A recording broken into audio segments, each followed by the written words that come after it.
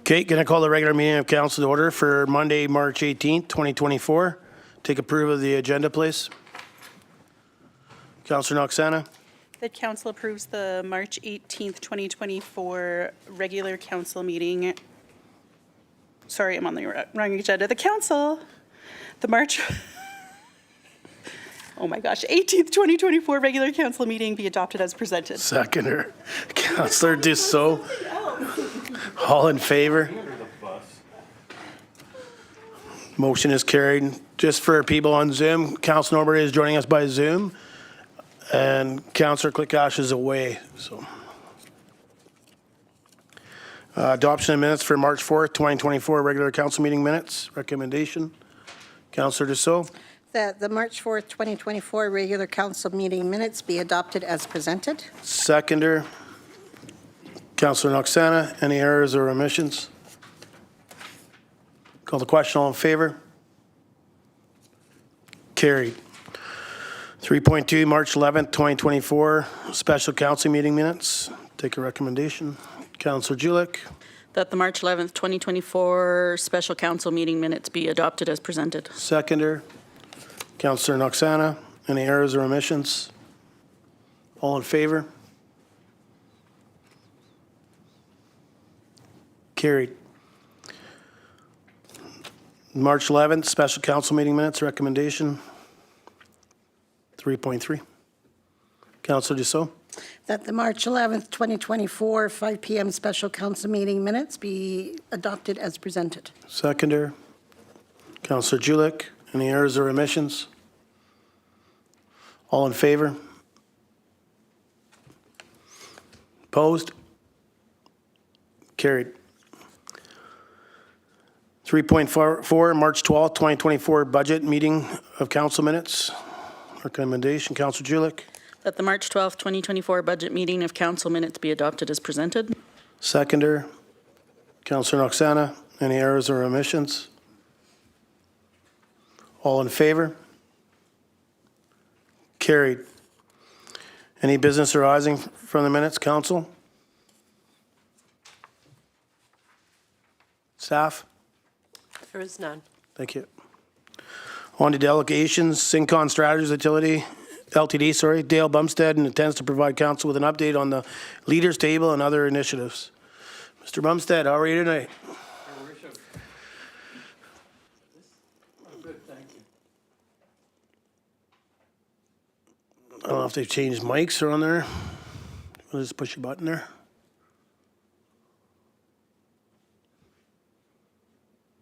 Still not right, Karen. It's all good, Karen's kind of.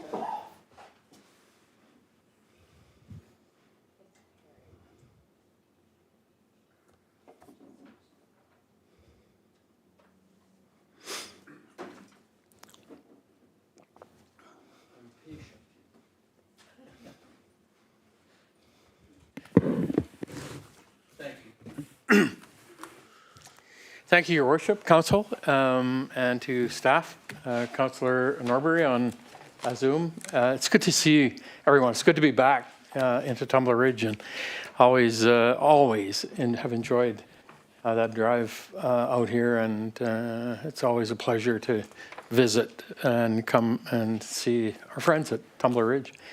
And I appreciate the opportunity, obviously, to come and give a bit of an update on some of the work that have undertaken over the last, it's hard to believe when I say this, 18 months of working with those for the Dunnies Nations, the Treaty 8 nations. And it really has been unbelievably educational and unbelievably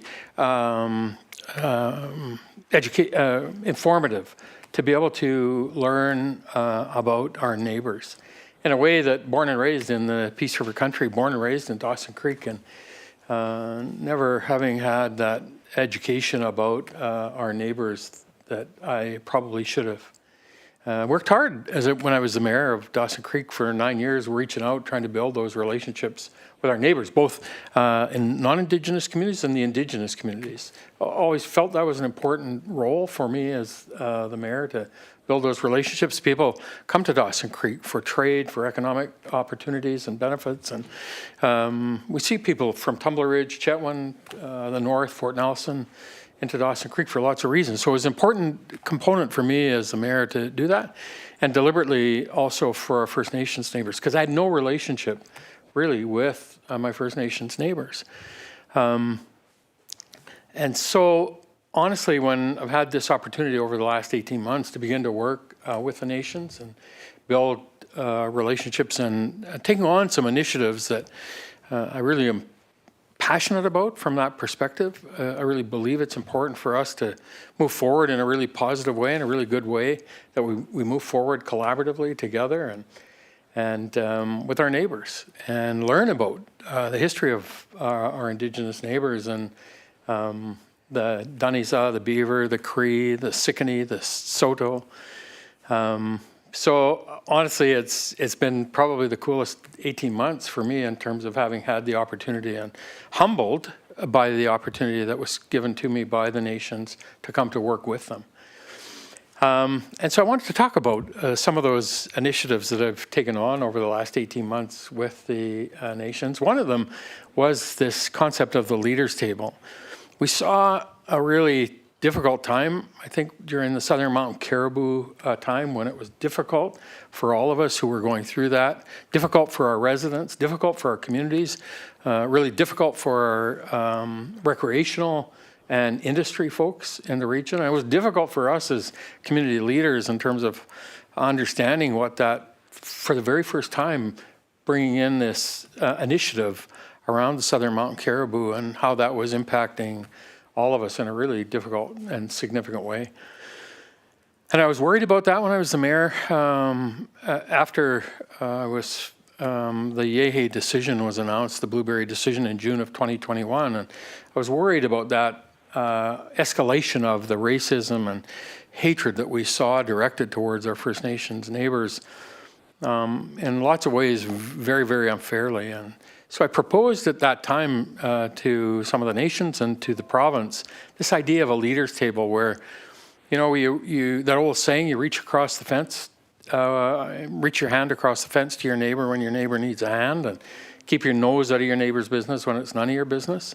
And to me, that concept that we have of building community as community leaders, to me, I always took them as there were three kind of strategic pillars I believed were really important to build community. And we always hear about that quality of life. And I defined that in my mind was health and happiness.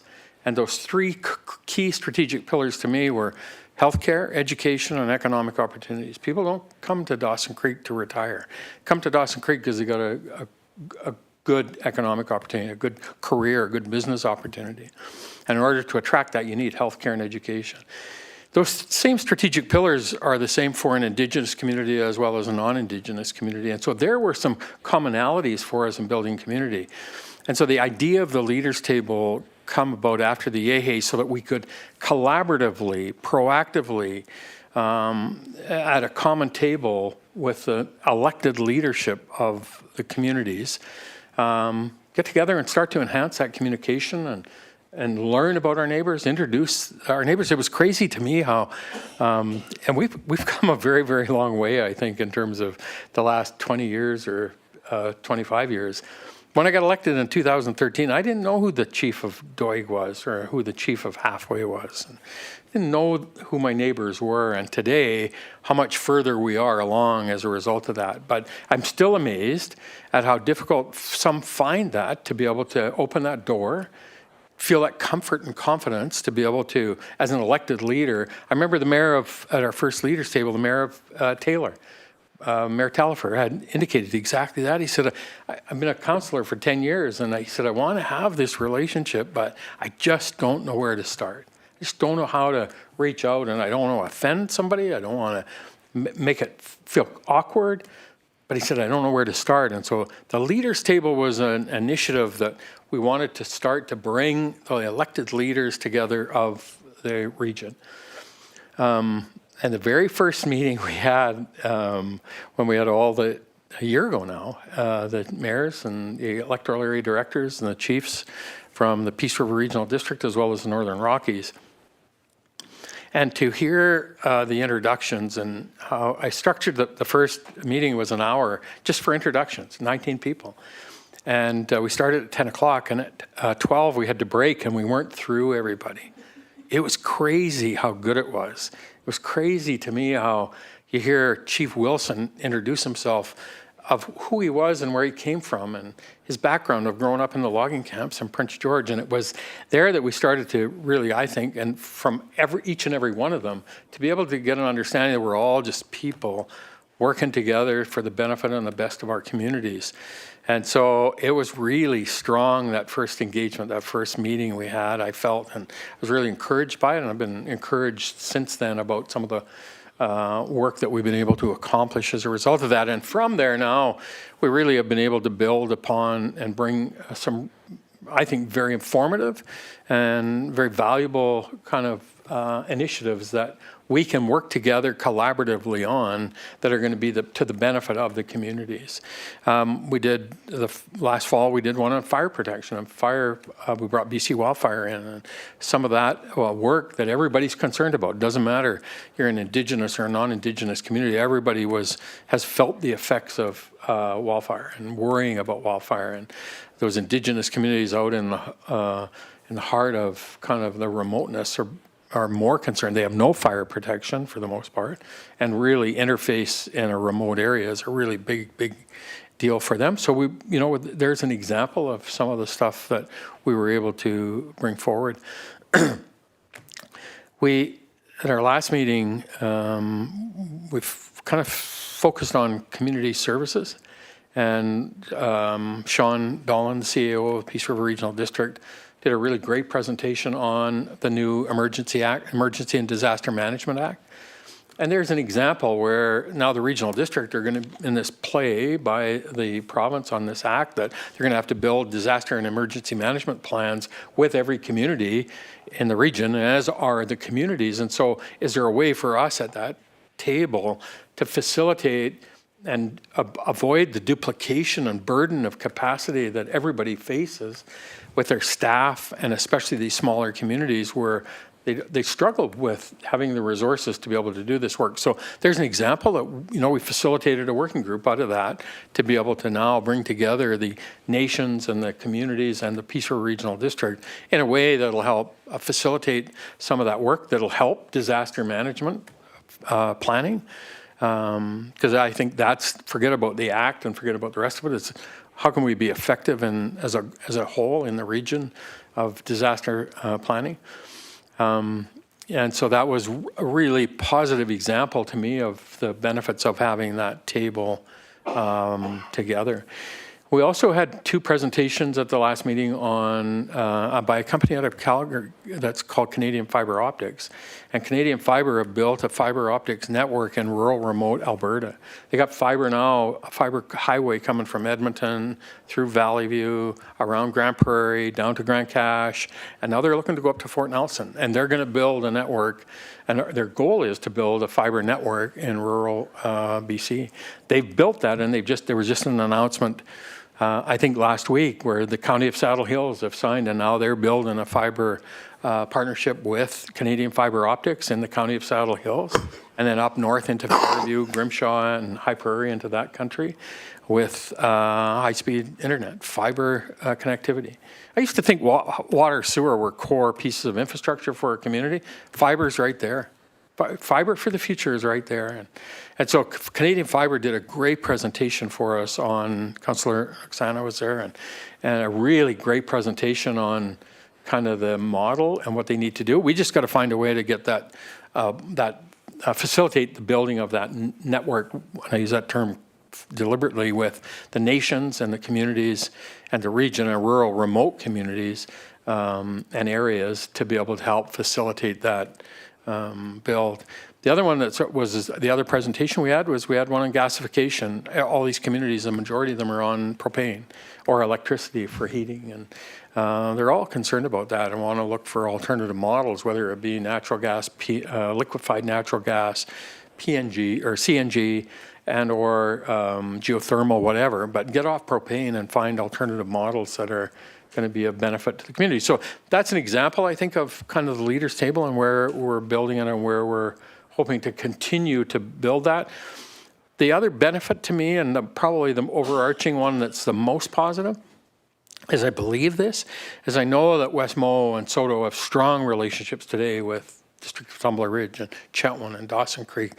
And I just see that continuing to see that momentum of relationships with the communities individually being built, but also for us as a whole. And I believe that'll move us in a very positive way forward in having an opportunity to understand and educate and learn about the history of our region and the history of our neighbors and build that collaborative, proactive, positive relationship. And the chiefs talk about that. I know the mayors talk about that and do the regional district. So I'm really excited about obviously the leaders table and what I think it will benefit for us in the region. Very quickly, one other item that I'm working on for them, and I don't know if you guys notice it as much, but my kids live in Grand Prairie, and so my grandkids are there, and I'm back and forth across the border a lot. And as you come into BC on the Alberta-BC border, just as you come in at that entrance, there's a big welcome to the Peace River Regional District sign, and then a little bit down the road, there's Tumbler Ridge, Highway 52, big, nice sign. But just before there's this little white sign, and it's old, rusty, and it's kind of a crappy sign, in my view. And it says, welcome, you are now entering the traditional territory of Treaty 8. Welcome to the Treaty 8 territory. And that's the welcome to the Treaty 8 territory and how we recognize the Treaty 8 territory and the history of that. And to me, it's just a little bit more of that colonialism, kind of push them down, hold them down. And so that exists on all the major entrances of the highway entrance into Treaty 8 in British Columbia. And you're starting to see now Treaty 4 and 6 in Saskatchewan are changing that, where they're putting these welcome to Treaty 4. Alberta are now starting to see that. So we're working on a project right now in partnership with the province, and we've identified those kind of 6 major highway locations at the North Yukon border, the Yard and Watson Lake, and then 3 along the border. And then as you come into from the south down around Summit Lake, Bear Lake in there, but really identify that we are welcome to Treaty 8 territory. And so again, it's just one more, I think, an important message that we all demonstrate and recognize that. Some of the communities now, and I wanted to raise this for you, is that we are starting to work on community. Is there a way that our community facilities, our arenas, our pools, our public facilities, raise the presence of Treaty 8 within our communities? And so we got some ideas and some work on that. City of Prince George and their tourism association in Prince George, along with the airport and the Clay just have announced a storyboard in the Prince George Airport, where it's the Indigenous Heritage Project, and they're telling the story of the Clay in their community. And so City of Dawson Creek have started one now where you go through the major roads through the city on 8th Street and Alaska Avenue, where they're going to have Treaty 8 territory and a map on their banner boards. And so I think I'm really looking at starting to develop some ideas around that, and I wanted to raise that with you guys. And Tumbler Ridge, obviously, strong tourism and strong support from obviously the people coming into Tumbler Ridge with all that you guys have done and accomplished. I just see that as an opportunity for us to, in some of our signage and some of those things, to be able to raise that presence and profile of Treaty 8 within our region and our communities, and demonstrate that we are a welcoming communities and welcoming region, and we're proud of that history and heritage of our Treaty 8 neighbors. Kinascompton, I thank you, Your Worship. I thank everyone from Council, obviously, for always your support. And it's a real pleasure to be here again. I'm happy to answer any questions. Thank you very much, Mr. Bumstead, for coming in and talking about leadership table and stuff. And I got some questions or comments later, but I'll open up to council first. Councillor Julik.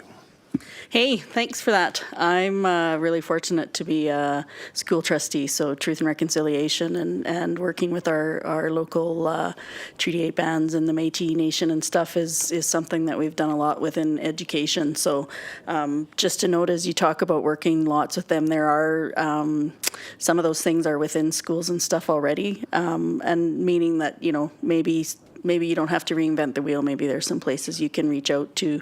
I don't know where Peace River North SD60's at with theirs. I know that because it's a big part of our education system in the Ministry of Education, but Peace River South, and I can speak for Peace River South and SD59, just that we've got the work there, and I don't know what that looks like to work with municipalities over and above that. I was just as excited as you learning those pieces, not realizing quite how uneducated I was in regards to the Indian Act and all the things. And so even interesting, we had a meeting with Westmo a bit ago just at the visitor center, just kind of reaching out and figuring out, introducing council to council kind of thing, and just some of the hoops they still have to jump through, like First Nations still have to jump through, and parts of the Indian Act that seem so old. So super excited. I think this leadership table is awesome, so I'm really glad you came and talked to it. I knew that there was something there. Daryl had talked about it, but we hadn't really talked a lot about it. You know what it's like when you get into this room, you're talking about all the things. But yeah, I'm really interested in the leadership table, and that the same stories are still happening with the mayor and Taylor. I was the same. Well, I don't want to offend anybody. They're not easily offended, First Nations. It's just, yeah. So anyways, good to see you here, Dale. I'm glad that you're keeping busy, and thanks for your talk. Thank you. Any other questions, comments? Councillor Noxana. Thank you. More of a comment. I was really fortunate to be able to attend the last leadership meeting. And can really see those connections happening between communities. So it's really great to see those meaningful dialogues, because I think it will go further than just sitting in a room with other people. It does mean more for future generations, the closer ties that we can have. So really well done. And I was also fortunate to go to the Caribou Penning Project with the leadership table. All right. May have threatened my way along, but no regrets. So thank you for putting it together. And so there's an example to me of how, you know, the Caribou was a really, really difficult time for us all. And last year, when we had the opportunity as the mayors and the regional district directors to visit and see that pen, the maternal pens, and see the cows and calves and hear about the project and learn about the project, it's just a positive example of how we educate ourselves and can benefit our region, our communities, and each other. Absolutely. And having Star there as she was sort of guiding us through the pen, and seeing the passion she had for that project, because it meant something to her nation and her heritage and her future generations coming. So I think it was really well done. So thank you. Thank you. I appreciate you attending the last table as well. I know Daryl was away that week in Vancouver at a conference, and so it's really good to have community representation, whether it be the mayor or council. I think we'll get him sick maybe a little more often, or send him away a little more often, because, yeah. It's who the acting mayor was that week. That's the only reason Councillor Noxana got to go. She was acting mayor that week. So let's be fair here. Start something. Starting to sound like I've got a favor here. Caribou Penning, got to go to the leadership table. Councillor Dussault. Thank you, Mayor. Yes, thank you for coming in today and sharing all this information and the leadership table that's going on. I don't really have any more comments, but thank you for sharing. Thank you. Anything else from council? Yeah, so Dale, I want to thank you very much for coming in, but I mean, to lead off that leadership table, and I understand obviously with the chiefs and stuff like that, but to pull that together with, you know, all the electoral director, aerial directors, all the mayors of the piece, and all the chiefs. Like, to me, that was phenomenal. I remember that first meeting, and I was like an hour. You know, somebody starts off, and I'm like, all right, well, we'll be breaking for lunch and getting back into it.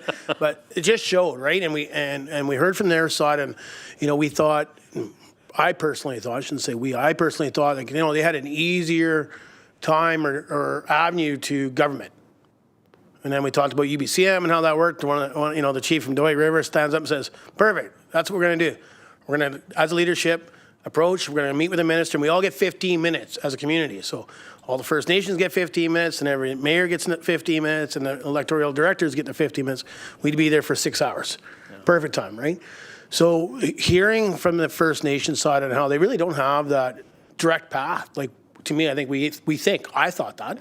So I think majority of the outlook out there is people think the First Nation has a direct path, whether it's to ministry or ministry staff. And to me, it sounds like the municipalities have an easier avenue to a minister, unless, obviously, unless they're dealing with whether it's something going on with Site C or whatever that may be. Some of their meetings may be different, but a direct contact looks like it's a lot easier on the municipality side than the First Nations, which I didn't realize that. And to be able to build that bond with our First Nations, our neighbors, and it's not even a transactional meet. It's all building that bond and building that friendship and the trust and the relationship building. I think that's huge what you've established there.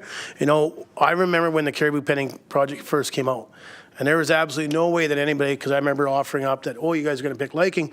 I was just a counselor then. I said, geez, reach out. Like when they're picking it out by Gwillem.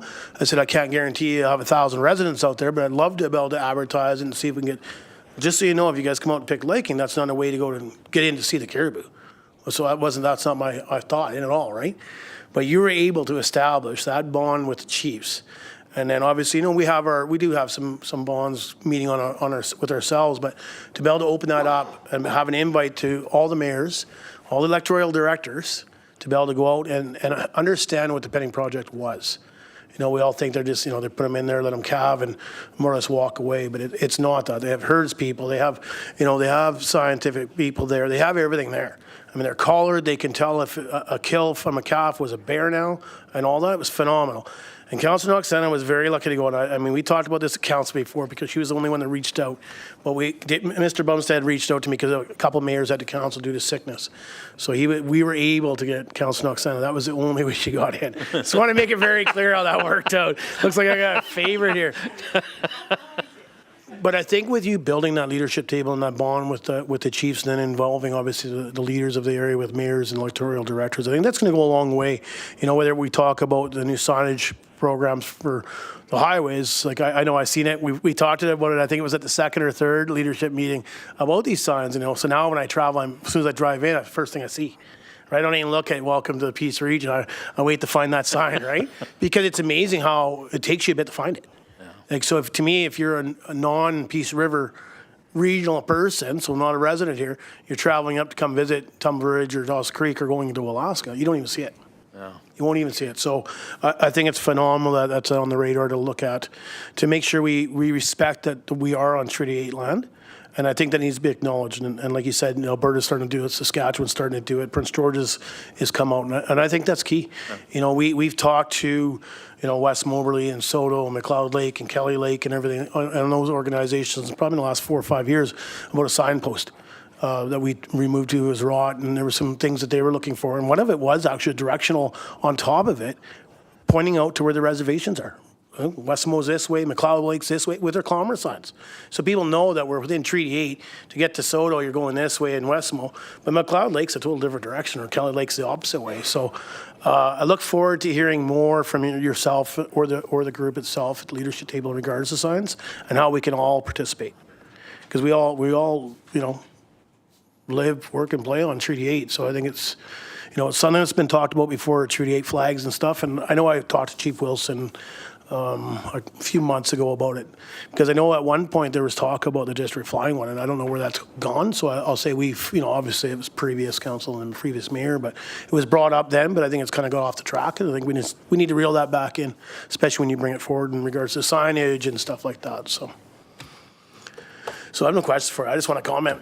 Just want to compliment you on that leadership table. I think that's a huge piece for all of us. Non-transactional, it's building those bonds, and how can we work as a group to, whether it's to get the Wi-Fi and all that natural gas into West Moberly or Saulteau or all those areas. I mean, we're all neighbors. Yeah. And the best outlook for all neighbors is we just build a bigger and better friendship and society with being friends and neighbors. Good neighbors. Absolutely. And those guys are investing in your community, and they're here to stay, and they're going to be here for a long time, and I think that's just an added benefit to the whole thing. So. Yep, I agree with you. Anything else from council? I Yep, go ahead, Councillor Julik. I just wanted to say, when I was talking before, that I really appreciate the leadership table because I have seen over the years that it's important for us who have been elected as leaders to be the leaders for this conversation.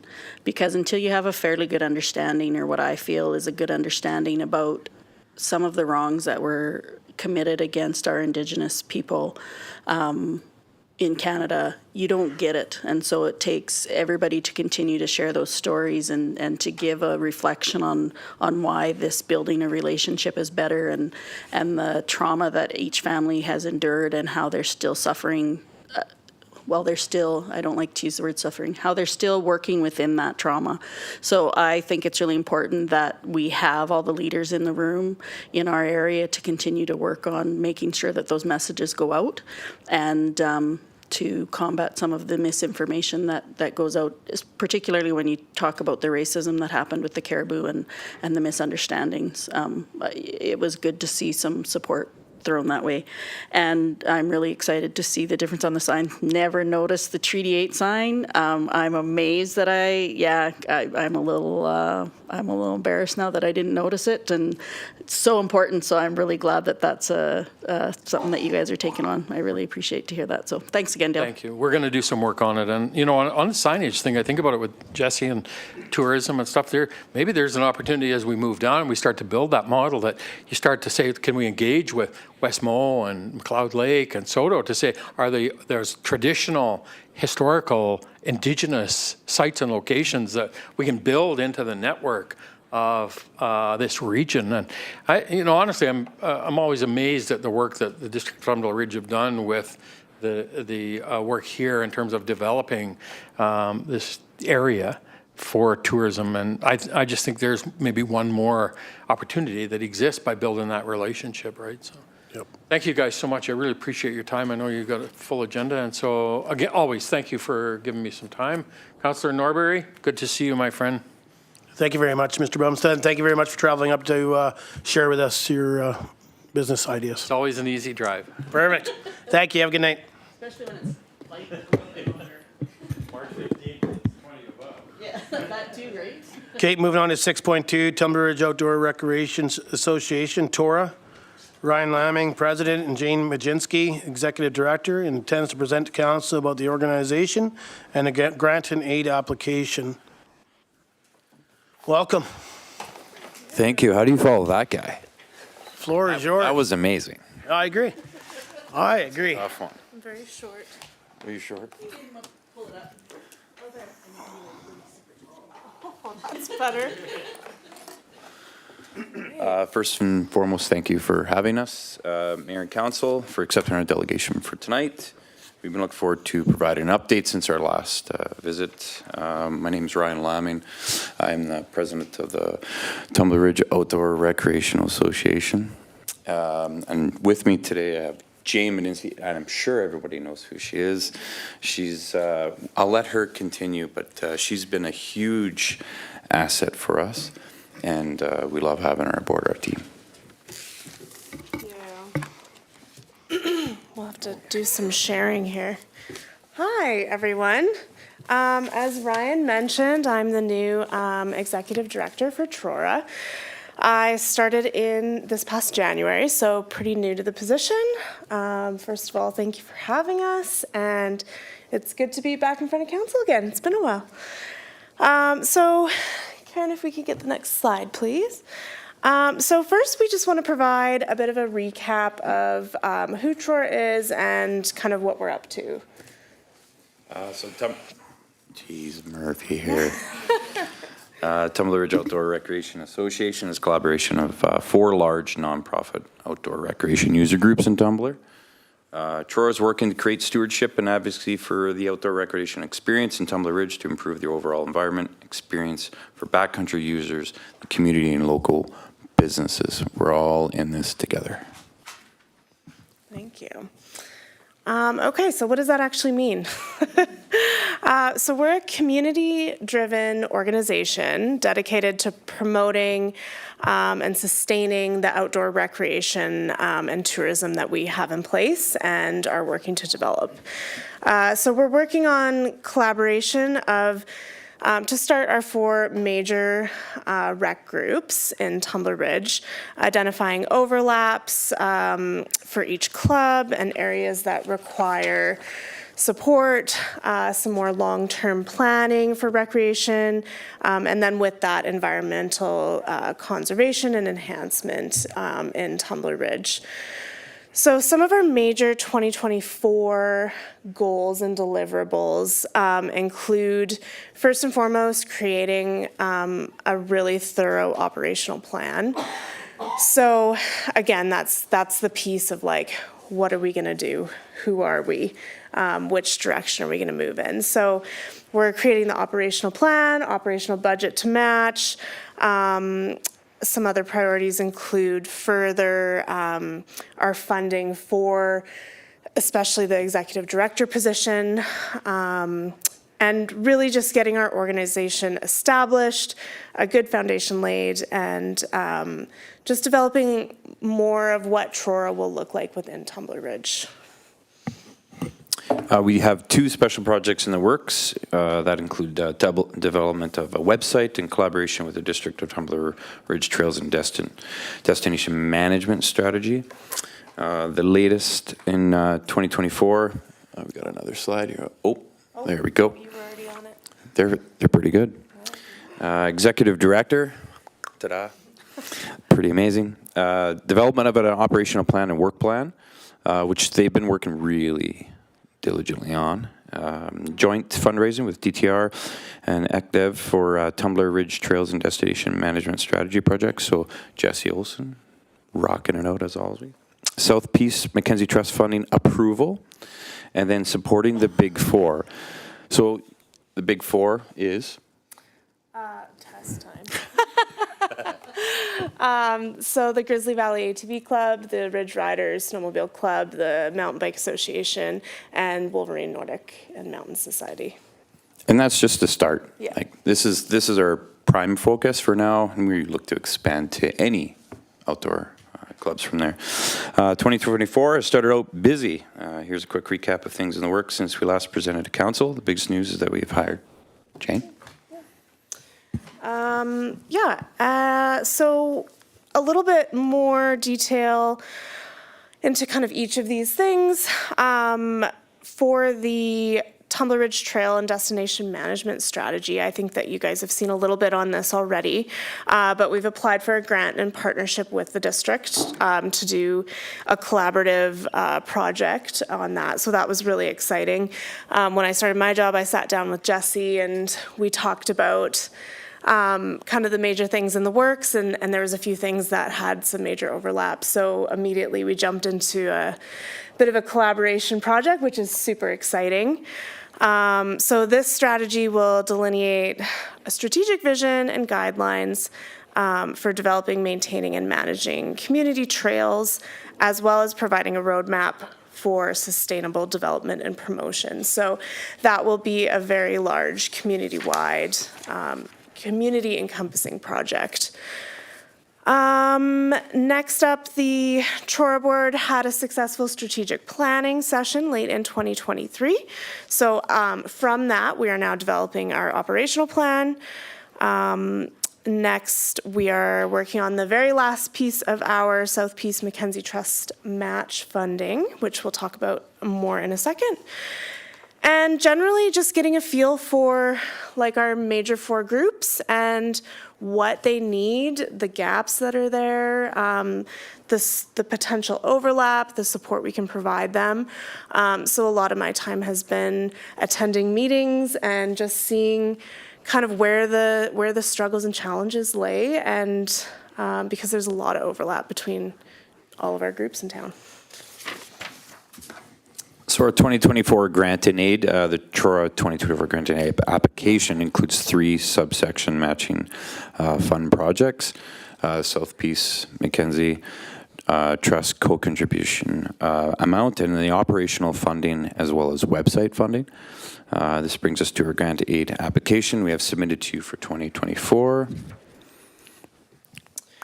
Yeah, so next slide, please. Thank you. All right, so This is part one of our grant and aid ask to Mayor and Council. So the South Peace Mackenzie Trust remaining co-contribution of $7,500. So this project includes funding for 2 full years of the executive director position. So we've touched on a lot of these bullet points already. We are looking for the remaining $7,500 to meet the very last of our match contribution amounts. So next slide, please. This is the breakdown. So the total amount from South Peace Mackenzie Trust is $95,000, and we have to match $70,000 from other sources.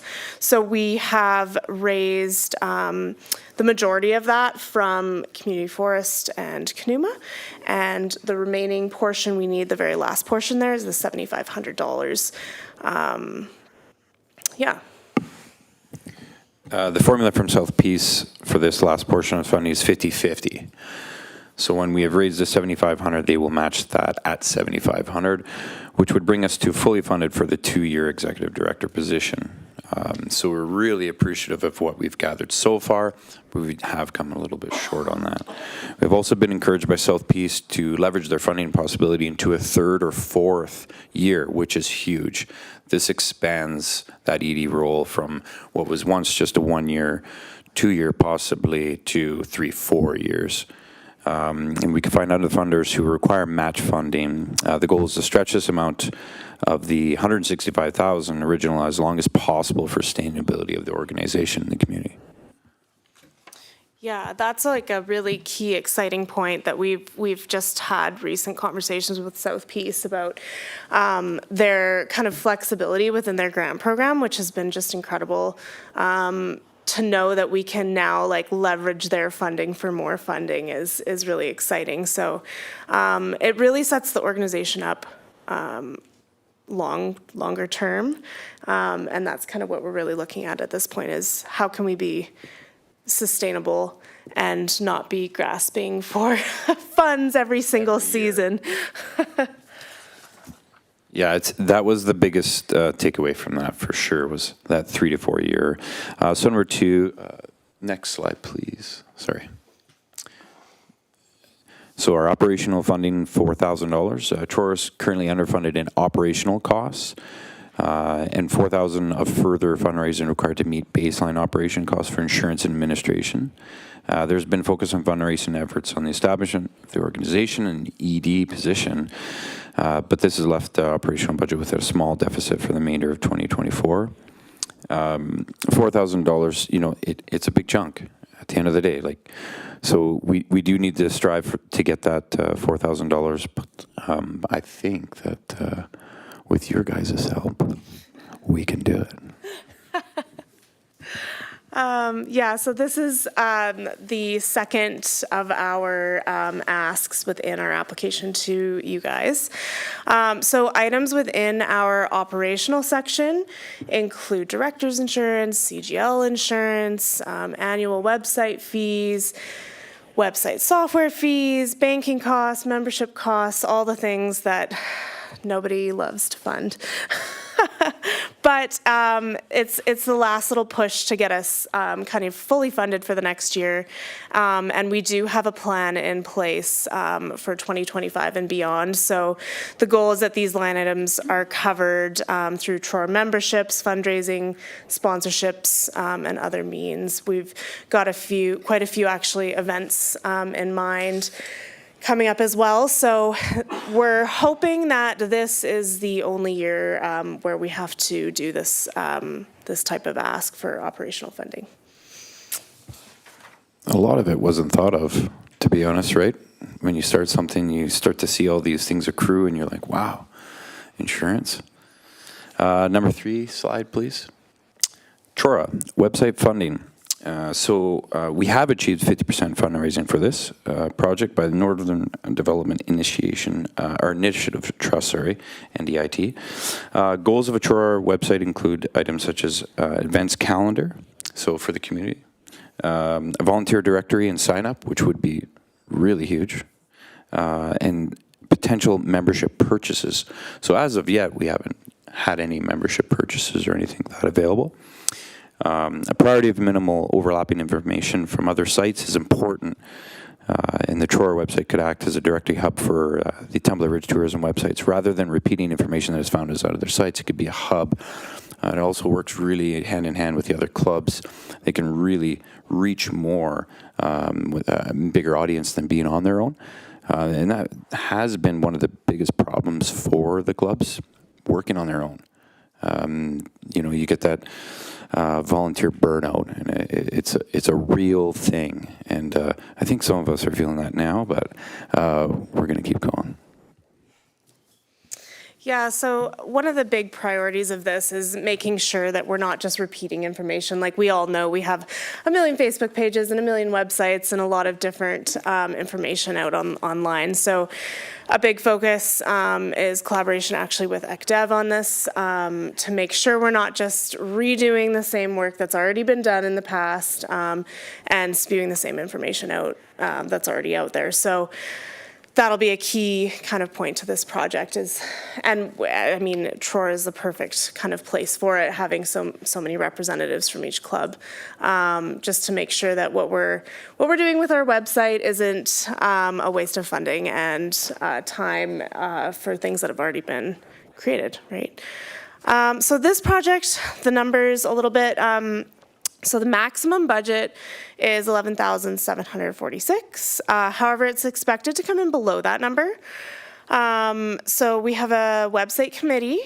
We have several proposals from promising developers already. So we are pretty much ready to go on this. And as Ryan mentioned, we've raised half through NDIT already. And now we're just looking to source our second half before we get things really rolling. So that's where we're at with our website ask. And that is the third and final kind of portion of our grant aid request to you guys. So conclusion. So that concludes our presentation. We did want to mention that we structured our application in these 3 subsections so that council can consider each portion's applicability to your grant and aid program separately. So the total ask of all 3 sections is $17,373. Ouch. Just before you continue, I'm going to need a motion to continue the delegation. Councillor Julich, I make a motion that we continue with the TRORA delegation. seconder. Councillor Noxana, any discussion? Call the question, all in favor? Opposed? Can't see him. Can you see him on? I was just about to say thank you. No, thank you for listening to our presentation. We're happy to answer any questions you may have. I know that we've inundated you with quite a bit of information here, but we're always happy to work with you guys. And any questions you have, fire away. Perfect. Thank you very much for your delegation. If I would have known you were just about done, I wouldn't have made a motion or needed a motion. I could tell when Dale was going to end, but I couldn't tell when you were going to end. So I was concerned it was going to go on. So that's why we allow 15 minutes for the delegation, and council can take as long as they want asking questions. Okay. So thank you very much for coming before council. Councillor Julich. Hey, thanks for that. I was super excited when I heard about this back when Therese was still here and we had some meetings and stuff, and we had a really great picture. That's not what I'm looking to say, but anyways, you designed a great thing and I'm like, oh, this is awesome. So of course my first thought, because riverboating's a big part of my world, that's one of those things, and I know we don't have a riverboat club, but I think that's something that definitely could fit under the umbrella. I wouldn't be able to come and talk to you guys because I'm sitting here and then I'd be no good to you, but I probably have somebody in my life that has lots of opinions. And they both know them, so. I love that you guys call them the Big Four, because I think that's true. I was interested to hear that you were looking at a membership, because I saw that being So unfortunately, my brain goes to being the bucket of water. So I think about having to get memberships on top of those other 4 memberships. So that being a struggle for you folks. And if I had a really good idea to throw at you, I'll definitely throw it at you when I think about it, if I do. Yeah, I see that there should be some creativity around that for sure. That'll take some thinking. And trying to find that sustainability while not competing with the big 4, right? Like that's going to be a bit of a challenge for you guys. Again, I'm just the bucket of water. I totally support this. Like, I think it's amazing. I think that when you go to government, when you go anywhere, when you have the numbers together, it makes a big difference, you know. So then they aren't going to just the snowmobile club, because the snowmobile club still accesses the same spots that the ATV club's gonna source. And, you know, I also think about me working out at Monkman Park, the provincial park, and the stuff going on out there, the big communication pieces that have to happen, you know. ATV Club's done a lot of work around getting the, you know, even in town here, when we talk about the 4-way stop and being able to have that, the ATVs in town and stuff. And then what happens is, if you don't get the communication out to those folks who maybe don't want to follow all the rules, then all of a sudden it's a big oops. So we're out there at Monkman, and I see people out there with ATVs and UTVs all the time. I shouldn't say all the time, the message is getting out there, but they're out there. They're not super welcoming when you want to tell them, yeah, you can't be in the park with this, you know, come back in the winter with your snowmobile by all means. But so it's about that communication and trying to get the responsibility for everybody out there and say, okay, like, we all got to play nice so we can have the spaces. I know Tim does a great job on the website about saying, hey, you guys aren't supposed to be quadding there. Don't put pictures like that on social media, right? And then you guys with the TRMBA, you guys are super great. Lucky to have Jane, you know, she's done so many of these steps with the TRMBA. We got to surf together on the geopark, so she knows how much fun it can be, just getting those little pieces done, like policies, the boring stuff. I find it exciting now, but and the other thing I wanted to talk about, and I know I talked about it with Trace when we were here, one of the other pieces that might help and open an avenue of funding for you guys is youth. We have a big youth population here, and I don't know, I'm not as connected anymore. My kids are all gone away, the little beggars, but that there's the possibility for youth here. I know a ton of folks in Alexander's class were into fishing and ATVs and stuff like that. So, I mean, if you guys could find a connection there somewhere, I would bet you could probably find some funding there. Also, healthy communities. Is another one that comes out often, and that would be kind of up your alley with WNMS and stuff in there if they aren't accessing the same funding. But and then all my brain's just going a mile a minute. I'm really super excited, and I will try to share better ideas and not be a wet blanket. So thanks for coming and giving us all the info. Comments. Yeah, And like a we lot of appreciate that that. is like what we're looking at now in our operational plan is like, how do we involve business? How do we involve youth? How do we roll out memberships? Do we roll out memberships? Like there's, and again, like the big 4 is the start. Like we realize there's so much more there. So it's great to hear all of the brainstorming and the feedback because that's like the phase we're in right now too. So, Well, it shows you care. You're thinking about it, right? And that's a huge step. Okay, got Councilor Norbury, then Councilor Noxana. Thank you, Mayor Kakaka. Thank you, Ryan and Jane, for coming in. I think you guys did a great job at snatching Jane up as your executive director. Very capable person that we've seen in the chambers. I just wanted to make a comment saying that I get really excited when collaboration happens. And I think it's important as Tumbler Ridge moves forward that all of our outdoor recreation groups are working together to put together a polished product to the outside world. And I think it's a great thing you guys are doing. So I just wanted to make a comment and thank you for coming in and all the work that you're doing. Thanks. thanks, Chris. Thanks, Chris. Councilor Noxana. Thank you. Thanks for coming in. You guys represent some really cool organizations doing some pretty fun things in our region. So it's always great to hear what you're saying and to speak a bit about the collaboration piece. I was at the WNMS AGM a few weeks ago, a month ago, I don't know, a bit ago, and they were discussing some things that need to be done in the coming year, and one of them was recertifying people's chainsaw tickets. And then it was we should bring this to TRORA because every organization will need to clear trails. So it was that little piece was like huge because it shows that there's things happening and there's value in having a umbrella organization for things like that. So it's pretty cool. Happy to hear what you guys are saying and watching what's happening in the community. Yeah, thank you. Thank you, Nicole. Any other questions from council? I had a couple. So you actually mentioned in your delegation in regards to the website and making sure we don't duplicate and everything else and overlap this and overlap that. The District of Tumbler Ridge just launched a website, Visit Tumbler Ridge. Like, to me, it just seems like we have a ton of websites, and is this going to water it down more? So that's how I look at it. So we were told, and, don't get me wrong, staff sold to us to build this. First we have Visit Tumbler Ridge, now we have this and we have that. So the new website came out with a new logo, so the Global Geopark and all that. Is this going to affect, my concern is we're going to have so many websites, we're going to trap that visitor coming into the community, having no idea what to even look for anymore. Do you guys see that as an issue? I don't. I do understand what you're saying for sure. It's not that we're going to be inundating. This is more for the clubs, so their voices. So we're going to be like a hub. So say if the event is going on for the Snowmobile Club or WMS Emperor's Challenge, right? It's another avenue for the public to see and to draw them in. Now, we can draw them in to visit our Tumbler Ridge. Like, there's no reason why we couldn't work together with that website. I don't know the answer at the end of the day because it's yet to happen. But I don't think it's much of a problem. I think it's actually a benefit to both. Yeah, and I appreciate the comment there, Ryan. And that's what I'm wondering. Like, do we just need to, add that to the Visit Tumbler Ridge instead of building a whole new one? Like, that's my concern. Or is there a reason why you want to build your own and not add to that one? Like, that was my understanding when this was first built, was for that concept, event calendars and all that.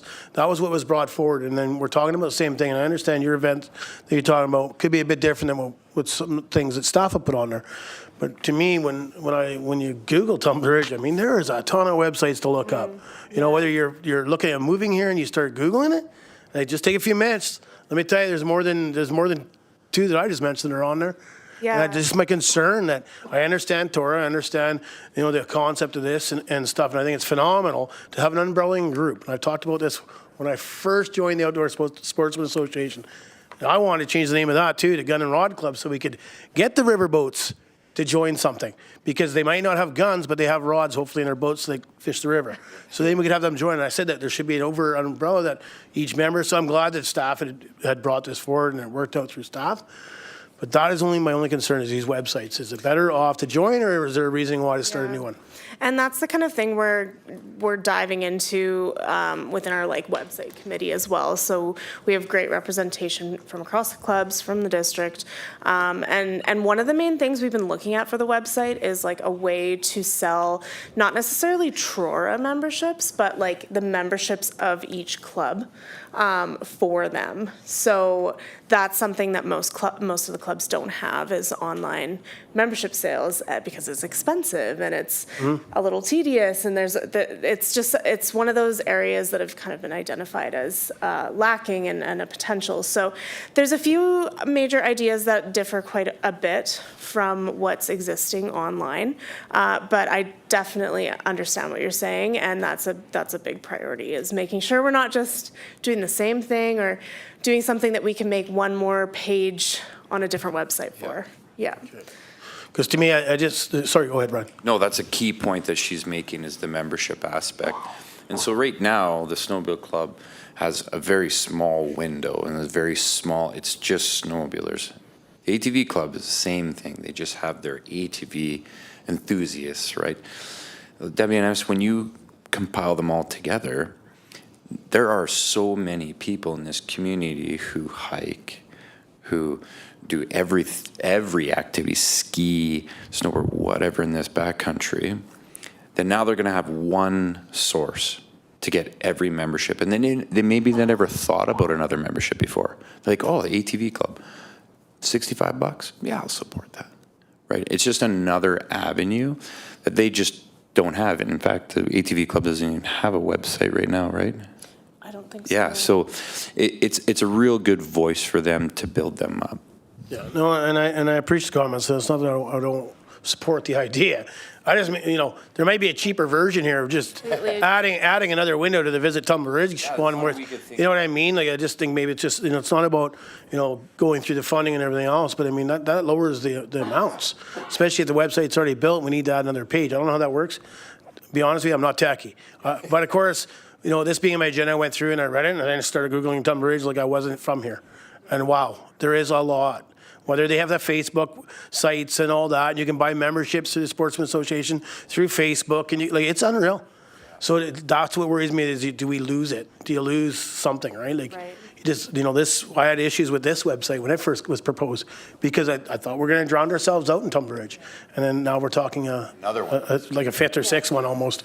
So if you guys could have a look at that. I mean, I don't know how that works with staff, and I don't want to get into staff's window and how that works, but is there a way of adding it?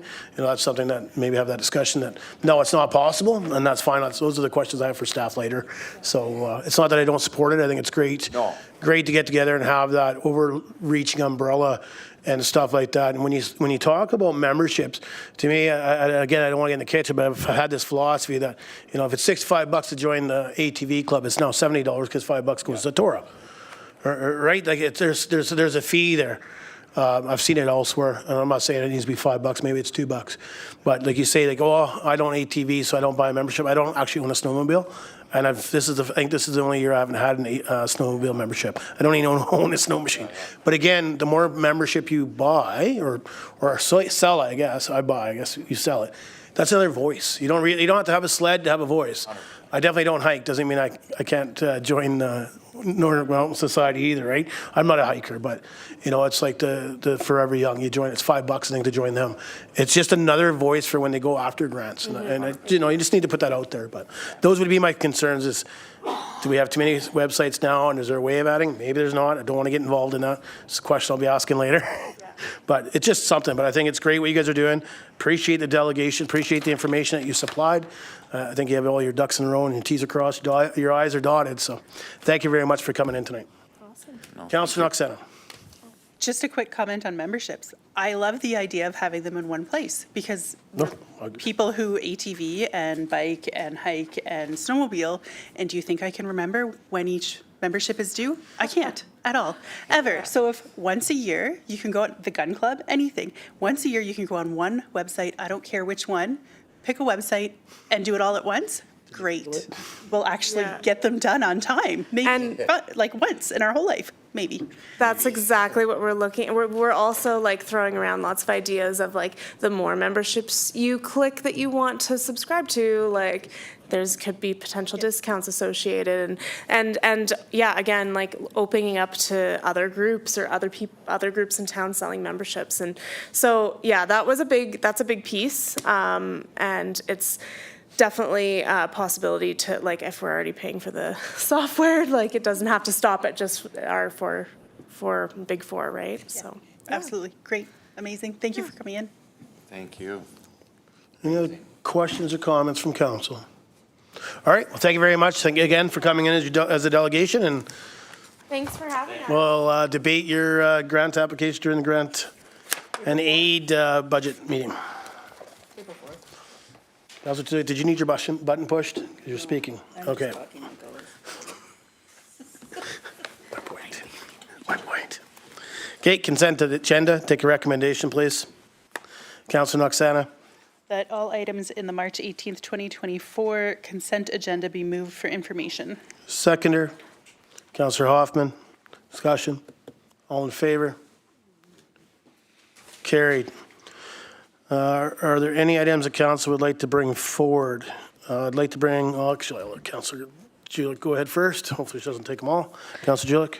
I won't take them all now. I'll just take one for my first turn is 7.2, please. For discussion, seconder, I'll second that. All in favor?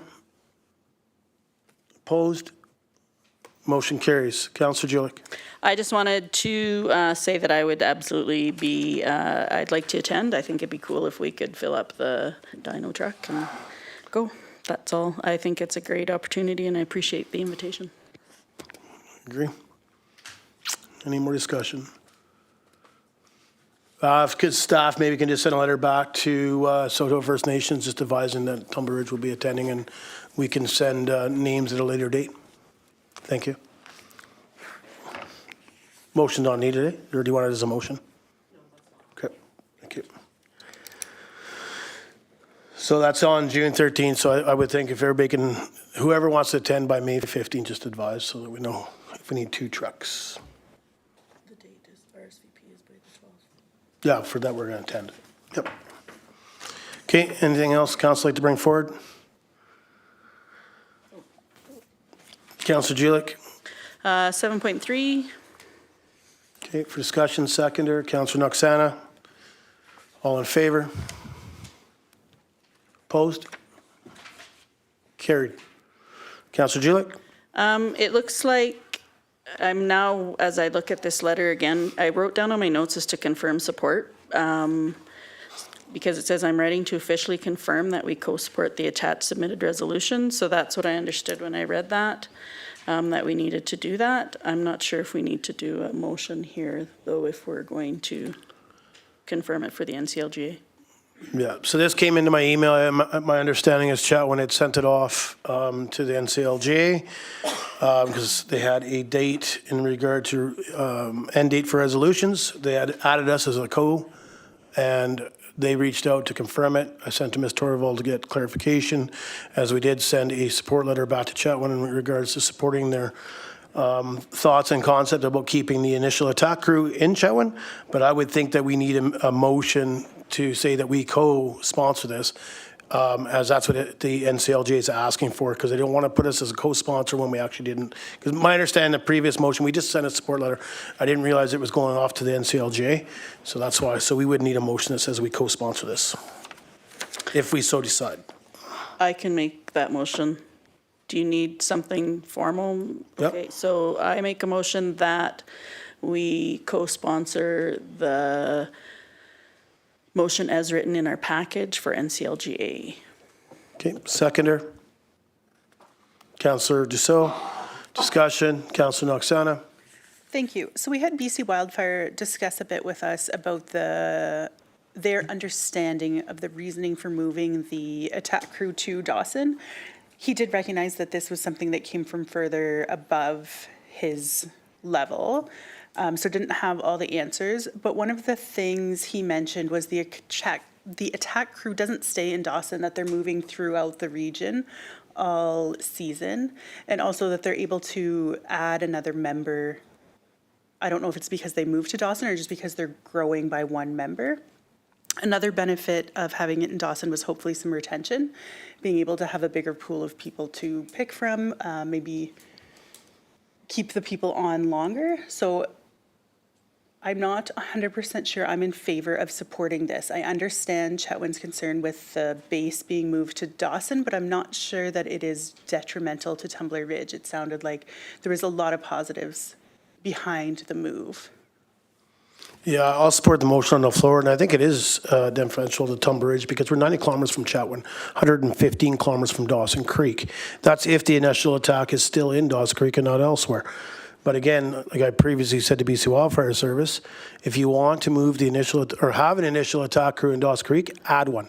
Do not remove the one from Chetwin. I fully support keeping it in Chetwin. And the reason that is it's not just for being closer to Tumbler Ridge, but it's to support our neighbors closer for Chetwin, closer for West Moberly, Saulteau, the Pine Pass, Jackfish Lake. That's huge. My understanding they have another fire in Chetwin today, or just on the outsides of Chetwin. So that's 2 in 3 weeks. And I understand when BC Wildfire Services, it was retention, it was this, and it was the decision was made above the 2 folks that joined us on Zoom. This at no point talks about going after the regional outlet. It talks about lobbying the provincial government to maintain the initial fire attack. So we're actually asking the UBC to lobby the provincial government to keep the initial attack where they are, not just the one in Chetwin, just so they don't keep moving these initial attack bases wherever. Add more. That was one of the resolutions we've supported at the EBCM in September, was for the BC government to give BC Wildfire Services all tools to the toolbox, and whether it's more staff, more air support, whatever it is. So I do support the motion on the floor. I got Councillor Julik, then Councillor Noxana. Yeah, and to your point, like I understand, I wasn't here for that meeting, unfortunately. I think though, part of what the original letter that went out from the town of Chetwynd was that it seemingly was an arbitrary decision. So I think my frustration lands with provincial governments making decisions without consulting with the locals. Like, so they've made that decision and they based it on that information, but they made that decision based on what they felt was needed without necessarily reaching out to the communities and seeing what they thought, or at least that's the feeling I'm getting from this letter. And so I land with, I support the motion, same as like Mayor Kakauka said, when you even look at their data in their letter that they sent out to begin with, the numbers there are pretty big. I think Chetwynd's central to the area that we have to serve. And so I'm a big supporter of looking at that. And if nothing else, at least if that gets some consultation happening and some better answers. Like, so even the answers it sounds like you guys got were, it's about like they didn't have definite answers. Those were the things that they thought were the reason for. So yeah, I'll stay and support the motion. Thanks. Councillor Noxana, then Councillor Norbury. Councillor Noxana? Thank you. I recognize that it's important to have initial attack crews close to our community, and as close as we can is probably better. I just would hate to lobby them to come back to Chetwynd when there was reasoning for them to go to Dawson. And I'm assuming it's too late for us to ask to add something to NCLGA for a second attack crew. That window probably closed already. So yeah, I'll support the motion. Thank you. And at the NCLJ, for any members going, you're able to put resolutions on the floor at the time. So just be prepared to have your resolution written and submit it when you arrive. And if they can get it in there, they'll get it in there. Councillor Norbury? Thank you, Mayor Kakauka. I support the motion on the floor. And I think you said it aptly when I would prefer to see a addition of services, not a relocation of services. We've seen it in our healthcare services where they're trying to centralize and some people get left out in the cold.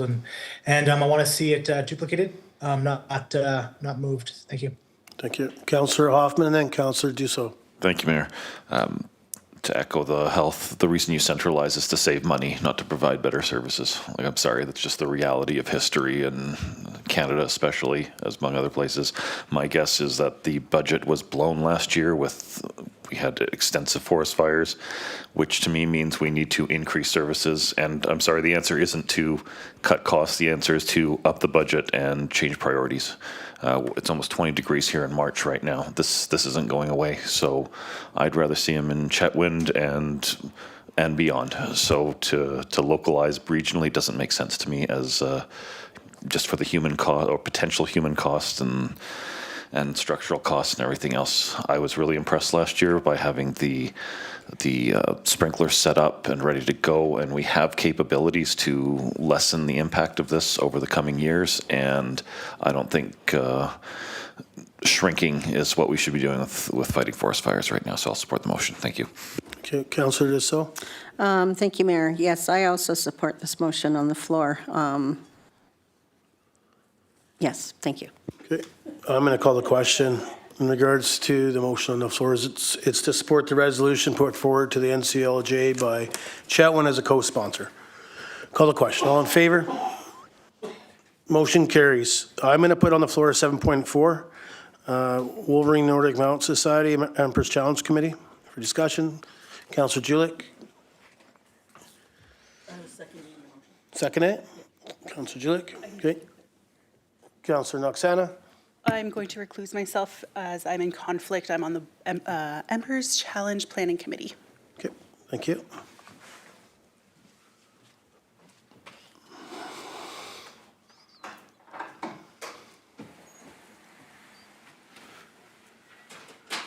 Okay, I put this on the floor. One, it was I received it in my email and I forwarded it on to Ms. Torval. That's why it's in the agenda the way it is. So they sent me an email just asking for an ask. So I'm going to put a motion on the floor. The first motion will be that we support for the Empress Challenge race to be held on August 10th, 2024. The resolution is for the application to Northern Development for a funding grant. Seconder, Councillor Julik. Discussion. Call the question, all in favor? Motion carries. Ms. Torval, just before I put a motion on the floor in regards to the second one, is it something that comes forward every year anyways? It's on the list? Yeah, yeah, thank you. So the second one that's there, it's actually on our list that we do. There's so many events that we kept on getting these letters that previous council made it, so if maybe staff at the PMP could just put it in front of council. I know this council's already seen it once, but just in case there's any questions, if you wouldn't mind, just for information. If somebody wants to grab Councillor Noxana.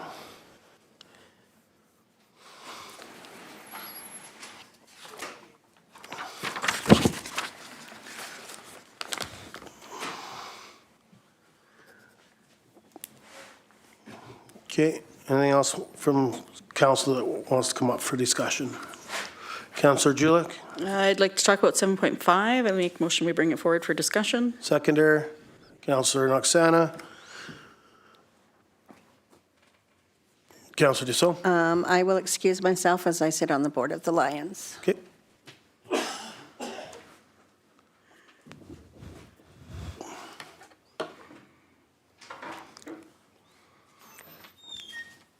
Call the question, all in favor? Carried. Councillor Julik. First, I would like to thank Ms. Torville for answering questions that I should have answers to already before this meeting. She got back to me fairly quick on. Oh, hang on. I can hear you guys blasted through the speakers in here.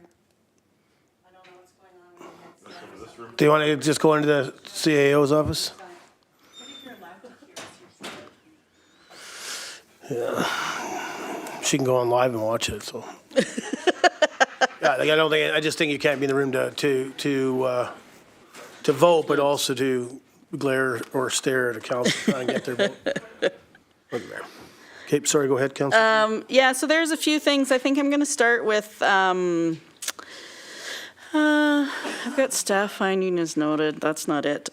So the 133,722 budget, the project that they're talking about, I don't recall, I remember us talking about it, but I also remembered talking around some things about whose responsibility are some of these things and that kind of stuff. And so to say that they've gone ahead and they've done all this, I would like to follow up on that.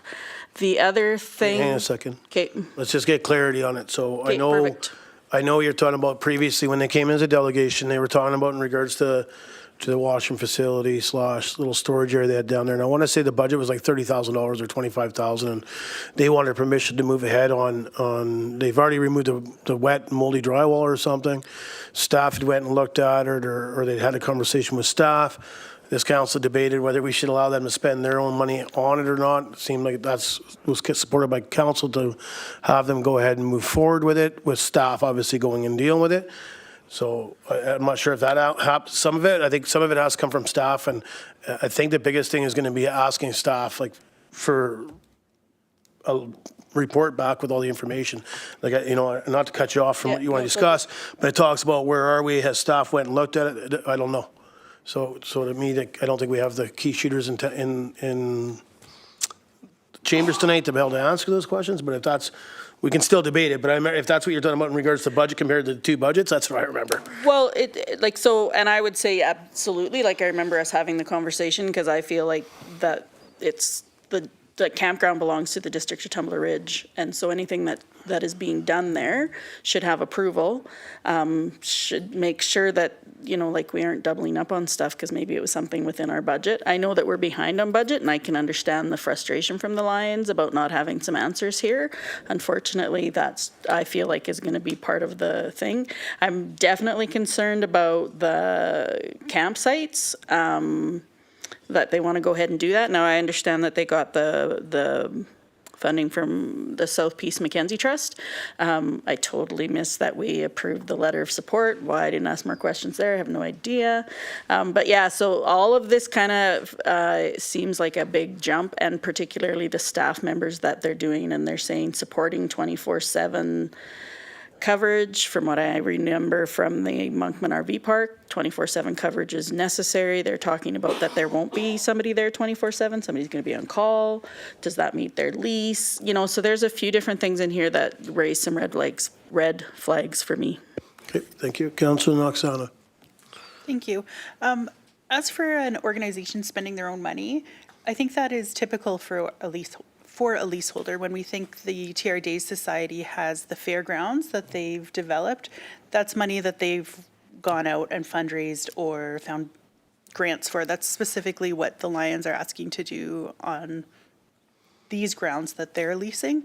So I'm not sure I see a huge issue. They have been waiting a long time, so I think if we can give them permission to move forward, it's absolutely something that we should be doing sooner rather than later. Yeah, so I'm going to make a couple comments here. I go through it. It sounds like they had a meeting after the delegation or before the delegation. I really don't know. But I'm curious, like to me again, and I don't expect staff to answer, has staff gone down there and had a look at it?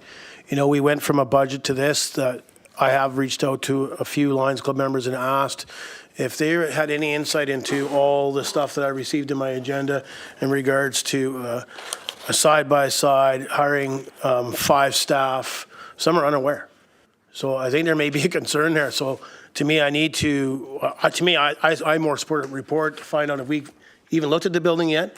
Because I think the previous, and again, maybe council can help me out, Council Norbury, Council Roxanne, Julie Hoffman, I thought we said that we were supported the concept of them spending their own dollars, but that staff had to go down and look at it to make sure it met the requirements that under whatever the building code and all that.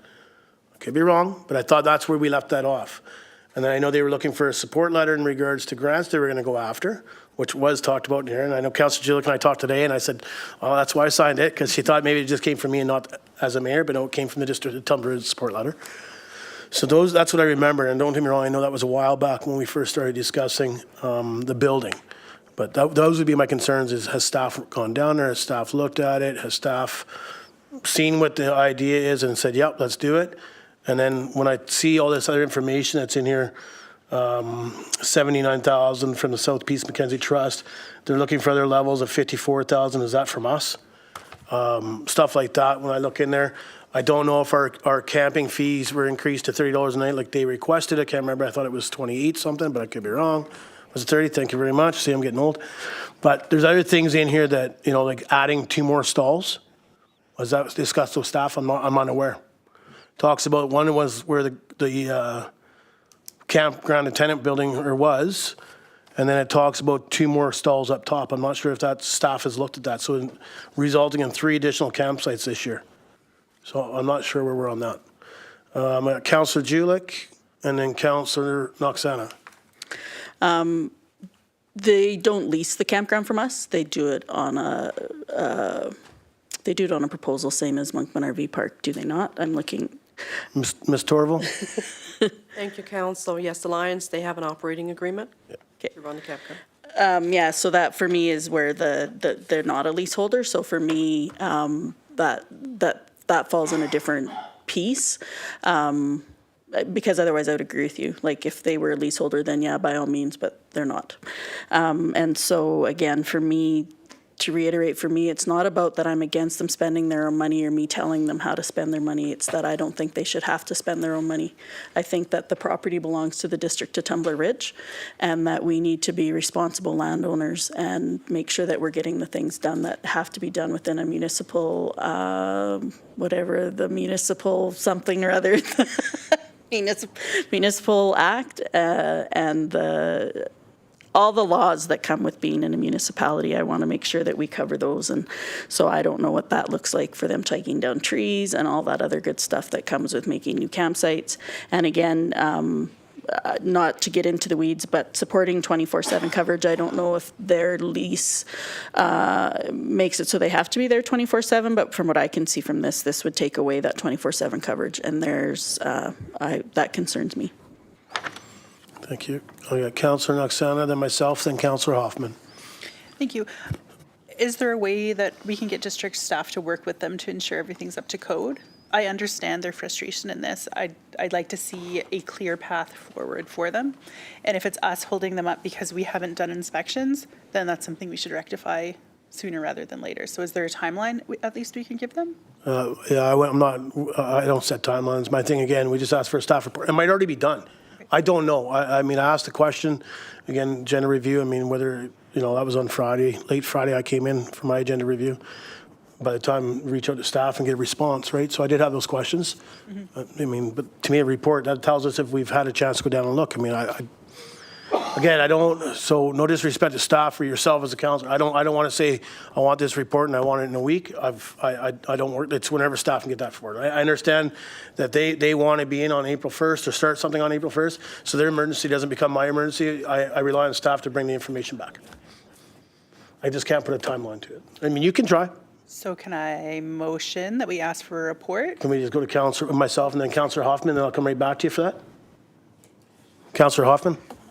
Thank you, Mayor. Just to answer your question, as my recollection, we essentially kicked the can down the road at that time for not answering the question. Councillor Julik is reiterating hers, and mine's different. If they want to invest, I think we should give them the latitude to invest because they're seeking a return on their investment, and I'm fine with that. So the only thing I would like to actually add is, can we get a question of clarity that does this agreement, is there a problem with the nature of this agreement of whether they invest their own money under these contracts? And if the answer is no, then we'll have that discussion of we're okay with it or we're not okay with it after we have a report, to my mind. Thank you. I can go to staff, but I remember, so I wasn't on council then when I brought it forward. So I was one of the Alliance members that was on a board that brought the campground forward and talking about taking it back over or remove our name off it. So the operation agreement has a little clause in it that states they split the funds after their expenses. So, like the playground got put in, that was put in by the Lions Club by, I'm just going around getting donations from other organizations, but also some of our own money from the camp fees. Same with some of the other stuff that's been cleaned up down there. But I mean, Mr. Orville can supply the agreement too, then we can read it. But my comments is when we talk about them, in here it talks about adding 2 new stalls up top. I have a concern. I mean, want to make sure staff, again, the report, because there's actually some TLE selections up along there. So that's very concerning that I'm not sure where those TLE selections come to. But when we're talking about adding 2 more camp stalls, it says it right in here that we want to add 2 more, plus the campground attendant stall, which would go back into the policy that gives them 3. So it sounds like they're not going to have an attendant that stays on site anymore. Maybe that's a decision they're making. But when they talk about adding 2 more, there's actually some TLE selections back there from, I believe Saulteau has selected somewhere around there. So I think that needs to be looked at by staff to make sure we're not building on a TLE selection. We could get ourselves into trouble. Mr. Orville, just on the lease that Councillor Hoffman talks about in regards to, like my understanding when I read it, my understanding when I was part of the board was we could do, obviously with town approval. It wasn't we just went and did things, whether that was painting the hut or the shelters, but with approval from the district, we could go and do things with that, and we use the money from the camp fees. So I don't want to be starting to speak on behalf of the Lions Club. It's just how I read the agreement. Thank you, Council. I believe, yes, you are correct, Mayor. They can do these things as long as they advise the district and get approval and all those sorts of things. Used to be that way. Whether something has changed in recent years, I'm not really sure. Yeah, no, and it could have. So I am going to go to Councillor Norbury and then back to Councillor Noxana. Councillor Norbury?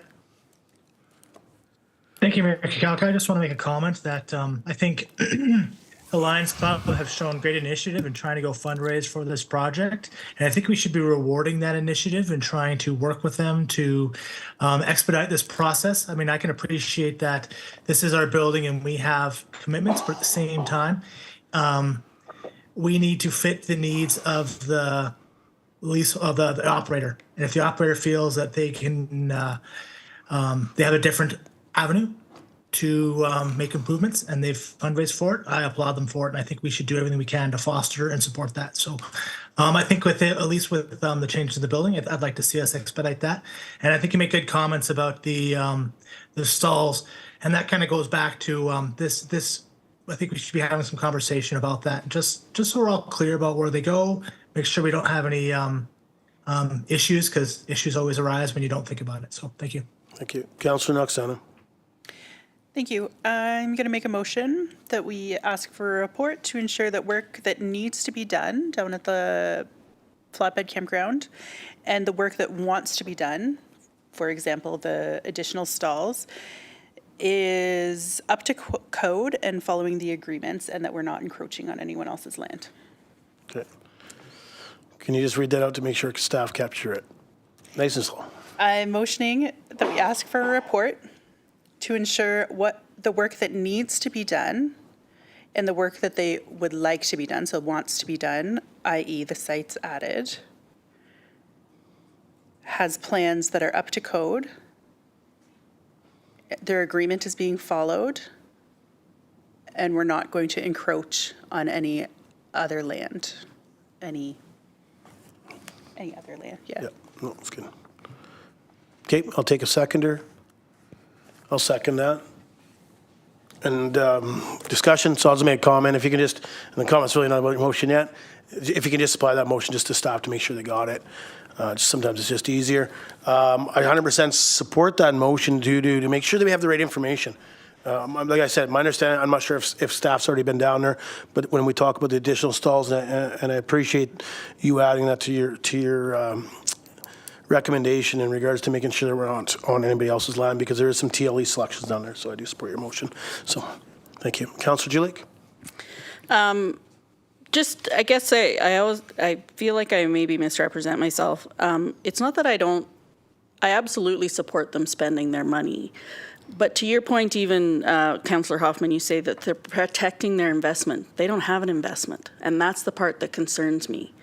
That stuff down at the Lions Campground doesn't belong to them at the Flatbed Campground. That belongs to the District of Tumbler Ridge because it's on the District of Tumbler Ridge land. So that's where I get concerned when we have a nonprofit group going ahead and spending their revenues. If it's understood by both parties, for example, when a parent group raises money for a playground, that playground then becomes the property of the school district that it's in. So that's my concern with the Flatbed Campground. They've raised the money, they've built the park, so what happens when that operational lease goes out for bid again? What if they don't get that? Are they going to pick up the campground and, pick up the playground and take it away? No. That's where my concern is when it comes to them spending their money. Because it's an investment that they're making, but they're making an investment on land that doesn't belong to them.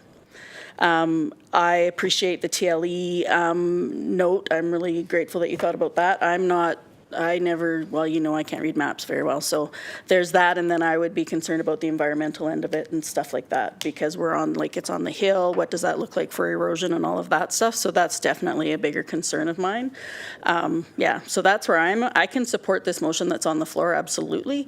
I think that we really need to do some work though, with overlooking a lot of that stuff within us in the District of Tumbler Ridge, in our corporation, because we do a lot of stuff with nonprofits and making sure that there's an acknowledgement that when people do improvements and spend money in the space that they're in, that's no longer theirs, or making sure that is cleared depending on the type of work that's going on. Thank you. Councillor Hoffman? Thank you, Mayor. And I think we're on the same page in understanding those things. And in my opinion, the Lions Club is as well. I don't think they're investing this money with the thought that the building becomes theirs or that they're entitled to the next one. I really don't. So if they view this as a good use of their limited time and resources, I'm more than happy to give them and any other institution that has put in even a quarter of what they've put into the town the benefit of the doubt. And so when they tell me that this is worth their time and effort, my default position is yes, unless I have a reason not to. So if I actually felt that they didn't understand that, then that would need to be made clear. But I don't think that's an issue in this case. Thank you. Thank you. Going to make a couple comments. So I do support the concept if the Lions want to spend their own money or whatever, but again, I just want to see if staff has started their dialogue. Could it be due to seasonal or whatever it is? The other comment I'll make is we keep talking about how it's an operational agreement and it's district's land and it's this. I moved here in 2007. It was called the Lions Campground then. So I'd like to hear the background, and I'll do my own digging. I don't expect staff, and I'm not looking for a staff report. But I'm wondering if the Lions Campground was built by a mine and given to the Lions. I don't know how that worked, but it's had the Lions Campground or Lions name on that campground since 2007, and the mines were non-operational. So I'm wondering if something happened back in the day that whether they had the lease. I'm not sure. I need to do some work, and I'll be going and visit Mr. Walsh because he has great knowledge. He's been here longer than I have. if it was something that was maybe given to the Lions Club put their name on it, the Mines went into a downturn, the Lions Club lost membership due to obviously people moving away, and they had to give that back to the district. I'm not sure. I think I heard this story before. So I think your comment's good, and I think we just need to look into that. And I think that's why there's so much hurt. I know when I first joined the Lions and I brought that forward, it was because our name was on it. It said the Lions, Tumbler Ridge Lions Club. Or Tumbler Ridge Lions Campground. It had the Lions Club name on it, and that's why I was so concerned about the shape of it when I first moved here and how the agreement works. Staff had an operating agreement. They actually paid somebody more money than they made to run the campground. So that's why the Lions took over back in the day. But I support the motion, and I think no more questions. We're going to call the motion. All in favor? Motion carried. If we could please get Councillor Noxana. Or Councillor Dussault. Well, you're my favorite, obviously. I keep bringing your name in. Obviously. I know. That's why I had to say that.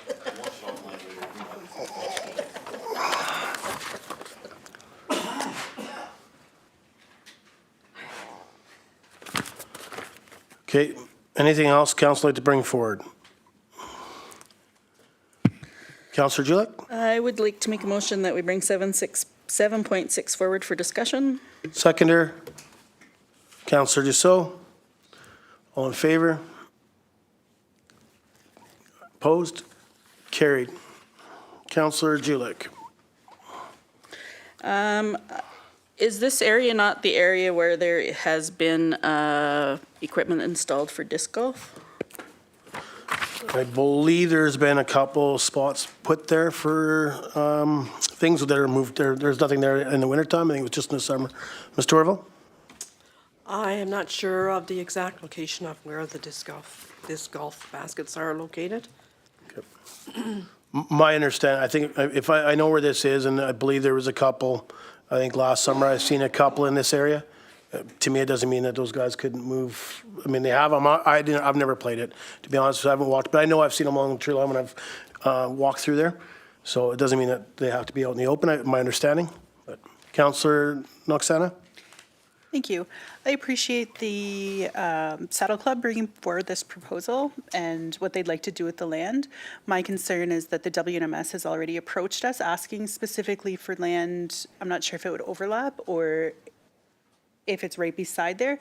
So I'd like to have a conversation first with both groups, or even a report back from both groups, inquiring if this can overlap, if it's separate land. I would hate to promise land to the Saddle Club that has already been talked about by another organization. Yeah, just I could put a motion forward, have staff reach out if you like. Okay. Can I have 2 minutes? Oh, hang on, I'll go to just Councillor Norbury first. 2 minutes just to write something. Councillor Norbury? Thank you, Mayor Kakalka. I think Councillor Noxana kind of summed it up. I mean, there definitely is some disc golf interest there, and I know they're looking at to expand that. I don't like to see pitting organizations against each other, so I would like to see if we can work out a compromise or find another area for the Saddle Club to do some grazing, because, yeah, it's not a good thing when we put two organizations against each other. Thank you. Thank you. No, and I agree, and I think it's worth reaching out to both organizations just to see if there's some, moving that we can work together or something like that on that. I mean, I know Nordic Mountain Society, they talked about not just that area, it was down through the tree line and behind the ball diamonds as well. It seemed like a fairly large spot they talked about. So they may not need this piece, they may be able to do along the edge, I'm not sure. But I think it's worth Councillor Moxana putting a motion forward. Councillor Julik? Yeah, and I can wait. This can be, I'll address it after she makes the motion, after Councillor Noxana makes the motion. Councillor Thank Noxana? you. I'd like to make a motion that we ask staff to discuss land options with the WNMS and the Grizzly Valley Saddle Club to see if we can accommodate both the WNMS and the Saddle Club's needs for grazing and disc golf development. Okay, seconder. Councillor Julik. Discussion, Councillor Julik. So part of I feel in this moment that we're putting the cart before the horse, unless Ms. Torville can let me know if they have both come, if anybody's come with a formal proposal following whatever bylaw they have to follow.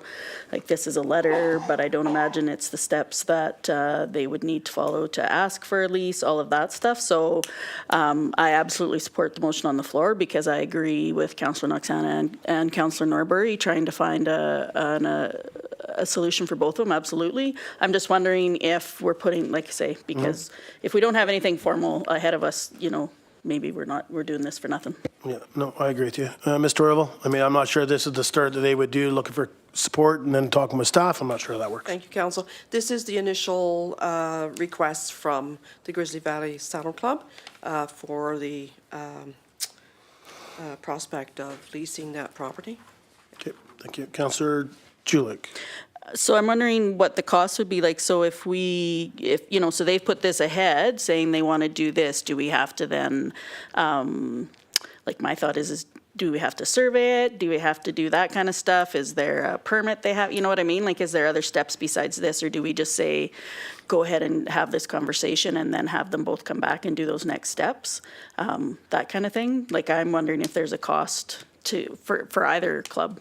Yeah, to me, it looks like the Saddle Club's proposing to lease it as per their letter, just like the previous lease holder had done. So it's already been, obviously, it's a plan. It's already been measured out or that zoned, because somebody else previously leased it from the district. So it's a, you know, money in, not a donation to the Saddle Club. They're looking at leasing it to me. So I'm not sure that that's, you know, I think it's valid what Councilor Noxana has brought forward to see if, you know, staff could talk to them, make sure we're not overdoing two things. But in the same boat, you know, I think, I'm not sure when, probably one of the budgets that'll be coming forward, but council hasn't even made a decision in regards to the disc golf. They came as a delegation. They proposed looking for some land. They mentioned some spots. They had a approximate budget that they figured they could fundraise for. I know staff had been talking with them at a budget meeting. I said, well, have you been talking to them? What's the number? And that's all we've ever had. There's been no motion made to secure this land for disc golf or anything. So I think the motion on the floor by Councilor Noxana gets staff to reach out to both organizations. To me, we already know what the Saddle Club's interested in. They're willing to lease the land that's there that used to be leased, again, by a horse. I'm not sure if it's through the Saddle Club or through, to me, I think it was a private individual for his horses. So they're looking at doing the same thing, as leasing the same area that previously that's, I'm not sure how long the gentleman had the lease for, but that's Saddle Club's looking for. So I think the motion has staff reach out. To me, I think with disc golf, Nordic Mountain Society, maybe there can be, you know, the fence does not come right up to the road. I know some of the disc golfs, I've seen them, we're close to the road, so maybe that still works within their scope. I don't know. I think it's worth it, so I support the motion on the floor. Any more discussion with the motion on the floor? Okay, going to call the question. All in favor?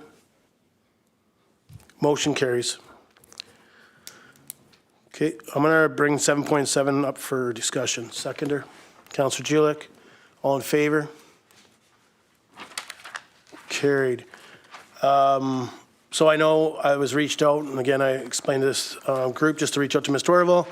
And Ms. Torville just mentioned them about writing a letter, more or less to invite us to the sleds to be at the front of the town hall, up on the sidewalk or the lift here for pictures. And then I did talk to the individual, and it was probably before they submitted the letter. I just mentioned they were talking about doing the Legion parking lot, and I mentioned to them that, you know, if the sleds are here and you can leave them there, I mean, there's some children in town, maybe there's some tourists or visitors that are visiting other family in town that have never seen a sled. I mean, I'll be honest, I mean, my grandsons, I don't think they've seen a sled. It's not something we do, right? So not that they're here, but so that's why I think it looks like they're going to do the barbecue in the parking lot. I don't think we need a motion. I think staff's already approved it. Yeah. I guess just to staff, did they ask for porta potties, or can we open town hall? If I'm here, can town hall be opened up for public use for washrooms? Is there an issue? I don't think there would be an issue, but.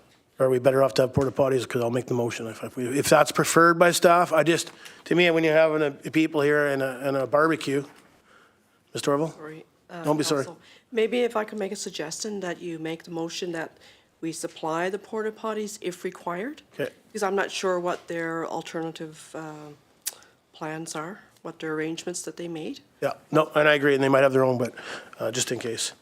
Okay, so I'll put a motion on the floor that we supply porta potties if required by the sledding group. Tumbler Ridge Snowmobile Association, did you get that right? Take a seconder. Councillor Hoffman. Any discussion? Call the question, all in favor? Motion carries.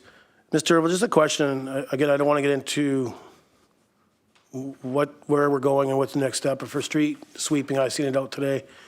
I know the weather may turn for some snow, but if it doesn't, there'd be a possibility, you know, if the parking lot, our parking lot would be done for that weekend, if they're doing a barbecue out there, do you know if it would be done? I'm not sure, but I'm sure we can take it into consideration. Perfect, thank you. Not giving direction, but I just asking if there's a possibility, it'd be great, and if you need a motion, I would, more than fair to do it. 7.8, or sorry, go ahead, Councillor Julik. I'm not gonna take it all. Well, I took most of the other ones, so totally could have. I would like to bring 7.8 forward for discussion. I'll second that. All in favor? Opposed? Motion carries. Councillor Julik? Oh, I keep hitting my mic because I know you let me speak first. I was just hoping that maybe we could publish the link that they note in here for feedback. If we could maybe publish that on our Facebook page or however we do that. I meant to look at the communications policy and I didn't, so I apologize for that. It's some more work for staff that I could have done. But I think it's important that we put it out there just so everybody knows that it's done. I think it's a bit of a celebration as well as the ability if people have some thoughts that they can go read the however many pages it was. Yep. 7,000 pages. I don't imagine anybody would be printing them off, but. I mean, I'll leave that up to staff, but I'll be honest, Canuma actually has to advertise it, so they'll have it in the paper and such. It is something that is expected on the application process. So that's why we seen it, because we're from the municipal side, so if we had concerns or we had feedback, we have a chance, an opportunity to give it. It'll go out to residents and First Nation neighbors and everything else that they can engage as well. So it's an automatic. They actually, you'll see it in the paper, I would think. Councillor Knoxena? Thank you. I just wanted to point out, I'm not sure if Canuma does publish the full link, but there is a summary page in there. So if you don't want to read 7,000 pages, nice little wrap up. Thank you. Yeah, and I'll just leave that up to staff about putting it on our page. Normally, I don't know if we do, but if we can, we can. If we can't, that's fine. Like again, I sit on the Quintet Restart Committee, and this will be one of the steps that Canuma has to follow. And it's not just Canuma, it's any other organization that is looking at doing mining, windmills. They have to do public notification and feedback, so it's automatic. Okay, any more discussion in regards to Canuma Resources? Okay. Moving on to new business, 9.1, Arena Ice Extension Request, report dated March 18th, 2024, from the Director of Community Services and Facilities regarding Arena Ice Extension Request. Councillor Knoxena. The council receives this report for discussion. Seconder, Councillor Julik. Any discussion? Call the question, all in favor? Sorry. Only on if you don't want to go for discussion. All in favor? Motion carries. Councillor Knoxena. Thank you. I see here that the cost is a lot to keep the ice open for a few more weeks. However, with our pool closed and then going into shutdown, I wonder if this is an opportunity to offer more free, or not free skate, but not structured skate time for our youth. Also, it notes in this report that minor hockey pays a set rate for the regular season. So is there the ability then to negotiate this as like an extra season? Yeah, I go to Ms. Torval, and the reason I go to staff now, because to me, we signed an agreement that, you know, if we're leaving the ice, and this would be my understanding would be a free use. Ms. Torval? I'm not 100% sure, but I'll ask Mr. Bento if I think he may have the answer for that one. I can't see. There you go. Thanks. Thanks, Mayor, Council. Yeah, so initially they do sign for a block user allocation, which is 5 teams. It's for $4,000 each team. to use the arena for the season. This is an additional team, so it's not included on that. So, It's actually not a team yet. Is my understanding. This isn't a team. It's a skate for minor hockey. yeah. So you tell me, I guess if It is not included, that's what I'm trying to say. Yeah. it is included or not? It isn't, It isn't. yeah. So have we negotiated a fee for when minor hockey would be paying, Ms. Torval? Just to Councillor Noxana's question. Mr. Bento? Yeah, thanks, Mayor and Council. Yeah, so it's at the end of the report. So what they're going to be paying is the ice rental fee of $51.25 for the 2 days they're going to be there, which is going to be the 13th and 14th of April. Okay. Thanks to staff. Anything else, Councillor Noxana, follow up? Councillor Julik? My notes say, oh man, I'm really not sure because my heart says yes, but $7,600 is a lot of money. I believe at this point the payoff would definitely be. So first I'll go to a couple of things to get some clarity, I guess. So it looks like pickleball would be an easy enough switch to be held upstairs. The BC Lacrosse Clinic, I'm curious as to what that looks like. So it sounds like something was set. Is that bringing somebody in, that kind of thing? And what kind of bumps in the road does that bring? Ms. Torval? Yes, thank you, Council. Mr. Bento? Thanks, Mayor and Council. Initially, they were proposing to be here beginning of April, but they haven't confirmed that, so it's something we can postpone. And also, just additional information, we can also, when we're open, of course, it's going to be open for skating and dropping hockey, so there will be opportunity for the community to do more things as well. Thank you. Councillor Julik, follow up? Not a follow-up. I'm ready to make a motion, but I can wait for the discussion if you want. Yep. I would like to make. Nope, hang on. Councillor Hoffman and Councillor Saul. We're in discussion. Everybody's got their buttons pushed. Thank you, Mayor. I guess Councillor Julik and I are on the same page that I can't justify this financially, but I do appreciate, and it looks like the organization is serious about trying to bring this level of hockey here. So I would like to take the big swing and spend the bit extra this year to see if we can make this work for our community. And so I will, well, when the motion comes, I'll be supportive of the proposal. Councillor Saul? Thank you, Mayor. Two questions. First off, I don't remember if Monty gave us a reason that it couldn't start before the beginning of April or mid-April. Was there a reason for that? I believe so. I did reach out to the proponent that came in as a delegation just to have some conversations after I seen the report come back from staff on Friday afternoon, so I talked to him. I don't want to put words in his mouth. Some of the concern was asked, because I didn't ask if he could move it up. I said, Jesus, like, is there any, because, you know, obviously he's heard from staff or maybe he's heard from the minor hockey board or whatever. And I guess some of their concerns are a few children away, youth away, and one of the coaches may be away. That's why they were looking at that date. Okay. Never mind the next question then. But I too will, I know it's a lot, but I too will support this because we want to do stuff for our youth in this community. So I will support the motion coming forward. Thank you. Discussion? Is it still under discussion? Councillor Roxana? Thank you. I also see this as a way that another team could potentially form here in Tumbler Ridge, which means we won't have a recovery on these costs this year, but we'll be negotiating those fees next year. So should I make a motion? Nope. Okay. Thank you. All right, I got a couple comments to make. So when I hear from staff that we're going to charge Tumbler Ridge Minor Hockey $51.25 per hour use, do we know the hours that they're looking for? I believe it's an hour or 2 hours a day for 2 days.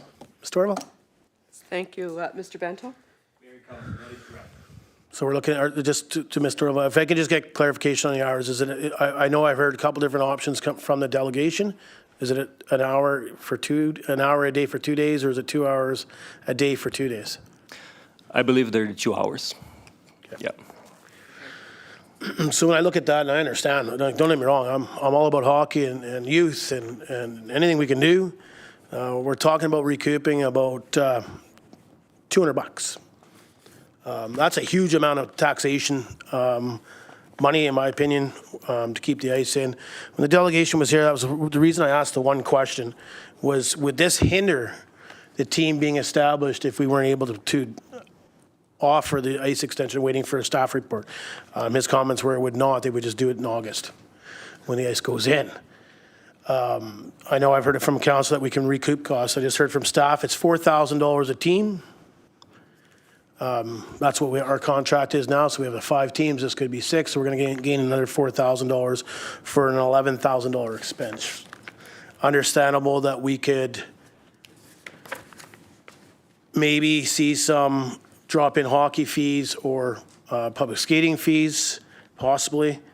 Spring break, lots of people are away. Just want to throw those comments out to council. In my opinion, there may be one motion missing here, and that would be unbudgeted funds, as I didn't see it in here. Sorry, and I said 11,000. It was $7,500. Yeah, so that would be another thing, in my opinion. I think we'd have to use unbudgeted funds. Ms. Torval, I don't think this is in our budget, so we'd have to use unbudgeted funds? That's correct. Thank you. Councillor Jelic. I would like to make a motion that council waives Arena 5 ice installation policy and that council approves the request to extend the use of arena ice until April 15th, 2024. Seconder, Councillor Noxana, discussion. Councillor Hoffman. Thank you, Mayor. And I just, to address what you said, I went through that mental thing myself, and there is no justification on this on a financial basis. It is strictly, the steelheads didn't turn out. This is a way to get a higher level of hockey in town. And Councillor Noxana is right. If this works out, I think in the long run it will more than pay for itself, and if it doesn't work out, then it won't. But this is a swing, and I do hear you, but I'm still in support of this. Yep. No problem. Councillor Norbury. Thank you, Mayor Cox. I support the recommendation on the floor. I think whenever we have opportunity to support hockey in our community, I think we should jump at that. Yeah, so that's all I have to say. Thank you. Thank you. Yeah, and I'll just make a comment. I won't support the motion on the floor again for the same reasons. In regards to the expense of $7,581.17, recouping at about $200. When the delegation was here, it would not hinder them moving forward with this team in later in summer when the ice goes in August. So that was kind of what I used after seeing the expenses. It wasn't something I thought about until I seen the cost compared to what we may receive back. Understandable that staff will do the best they can to do drop-in hockey and advertise for public skating and all that. And we may see some of them other 5 minor hockey teams maybe throw some shinny together. I'm not sure, and I understand it. I understand where council's coming from, but to me, when it's $7,500 of unbudgeted funds for a hope that they can pull all the youth together they need, and yet, even if they didn't do this, it would not hinder the startup of the team come the fall. Councillor Noxana. Thank you. I'd also like to point out in our planning workshop we did a couple months ago, youth activity was a huge thing that we all agreed that really needs to be worked on here in Tumbler Ridge. So this isn't just for those U18 players. We now have if this passes, we'll have skating for all of our youth for another month when our aquatic facilities shut down, and potentially games for them to go watch that seem to be very high pace, was my understanding, and maybe something for them to aspire to. Okay, so just before we go to Councillor Julik, I'm sorry, there's games involved in this? I thought it was just like a trial. There was no games included in this 2-day, but am I wrong? Councillor Noxana? If the team's formed, the games coming into Tumbler Ridge would be high-paced games that our youth can go and watch. Yeah, okay. Sorry, I just want clarification. I thought maybe I missed something. Because again, even if this was not to go through, they could still do it in August and the team could still be built. Councillor Julik. Yeah, and I hear where you're coming from, Mayor Kakauka. It's tough when we're in the middle of budget talks and coming up with those numbers and stuff. Somebody else I serve on a board with often says if they can go out to the public and justify the choices that they make, that feels good. And for me, I feel like this is one of the few motions I can support that will have the least amount of blowback.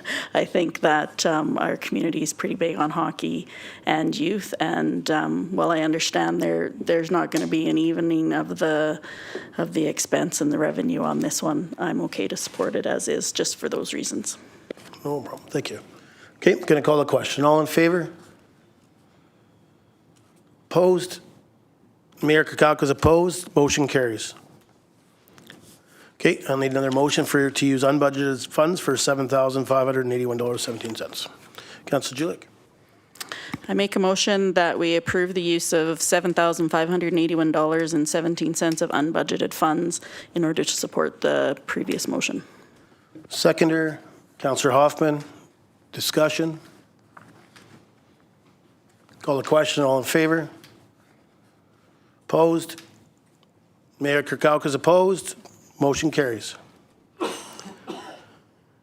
Okay, 9.2, Monkman RV Park and Golf Course Campground Fees. Report dated March 18, 2024 from the Director of Community Services and Facilities regarding Monkman RV Park and Golf Course Campground Fees. Recommendation. Councillor Julik. That council receives the Monkman RV Park and Golf Course Campground Fees report for discussion. Seconder, Councillor Noxana. All in favor? Carried. Councillor Julik. Sorry, I hit my button again. All right. There's two things, and I guess I'll start with the golf course first. I'm not really content with the solution that has been suggested here in regards to the firewood. I appreciate the change to 32 per night. I like that option versus the Lions. My concern about the firewood comes from if it's available or not. I feel like if you are a camper and you are coming out and you're like, oh, we don't have to get firewood, we don't have to bring firewood, we don't have to buy firewood because there's going to be firewood there. Like, I think it's more of a planning thing as somebody who's run an RV park and who has gone camping a lot. I think it's important that people who are coming know if the firewood's there or not. And I appreciate the work that's gone into this because I look at the governance considerations on the golf course one. I'm absolutely not in favor of having people there. I just think we need to either have it so they always need to prepare and have their own firewood, or we take the fire pits out. Which I'm not in favor of because everybody likes to have a fire, but I also understand the concern that in the past, people have cut down their own trees. I would hope that with that in mind, we would have some people checking things over in the morning when they come to open the golf course, if that's the case. But I think we need to do a yes or a no and provide or no. That would be my hope. Yeah, so just before I go to Councillor Noxana, so I had this question with staff in my agenda review. So a couple things. I am in favor of charging for firewood, and to me, you just post a sign. It's open, you can purchase firewood up till 8 o'clock when the pro shop's open. After the pro shop's closed, you're out of luck. Just like anywhere else you go. I'm sorry, I camp a lot. And you can't buy wood all night long. So if you need wood, you better buy extra. It's definitely no different than a Lions campground. The same concept. I mean, they go away, so you better make sure you have firewood if you want firewood. So I think we should be selling it through the pro shop. I had the same question when I seen in the report about cutting down trees. I'm pretty sure there's a bylaw against that. So to me, if it's noted, then staff should be dealing with it on the weekends if somebody's cutting trees down. But to me, I think that I see the rates. I kind of asked, so my whole conversation was the rates went from here to there. Like, so we definitely did, to me, we definitely walked around and had a better look at more campgrounds within the Peace region, and great job. And then when it came to the firewood, to me, we should be charging the $10 a bundle like it says in here. And to me, staff can put a sign up. This is the time it's sold to, and leave it at that. That's what I would support. If people are cutting trees down, again, I think we have a bylaw against that. So people should be accountable, and that or remove the fire pits. I'm not in favor of free firewood. I mean, I can be honest, I've camped down there a lot. It's amazing how many people leave with wood in the back of their trucks. And it's brought to you, directly to your stall, from staff. So we're, Director of Community Services is using staff hours to haul free firewood. That's what I see. Councillor Noxana? Thank you. I'm in agreement that firewood should be charged for. And if there's no staff there, then everywhere else figures it out, when to get firewood. And if there's no firewood available to purchase, maybe we have that direction that they can go talk to whoever's running Lions Campground or the other campgrounds and go buy a bundle. These are people who have driven into town, I would assume, because they're camping here in town. So they have that ability to get out, go somewhere and buy firewood if there's none available. Yeah, well, I don't think you have to drive into town to camp, because I've camped at the golf course and a Lions campground. Okay, I agree, but I'm just saying, I was a resident camp down there. I think it's an amazing spot, the two locations. No disrespect to the Monkman RV Park, but I don't want to camp in an open field. So, but other people do. But we have all three different choices. You can camp at the golf course and golf in the mornings and the evenings or the afternoons, or not and go hiking, or at the Lions Campground or the Monkman. And I just think we got to be fair when we know the Lions Campground charges. We should be doing the same for our local one. I got Councillor Julik and then Councillor Hoffman. I appreciate your solution to that, Mayor Kakauka. I think that's a perfect one. I just wanted to talk about Monkman RV Park. I appreciate the increase that has been noted here, and I think it's a good idea. I think it's reasonable, a reasonable increase. I would like to discuss a little bit about not having a discounted rate while we are in a housing crunch. Thank you. When I figured out it's $1,300, if you took a 31-day month, it's $1,300 a month to stay there at the increased rate. I'm not totally against making the money, don't get me wrong, it's not there. I think for me it's about having the discussion just to see where everybody else sits on that. Like if the discounted rate is there just from May 15th to September 30th, it can ease some, and I wouldn't say half part, like I would not discount it as much as it's been discounted in the past by any means.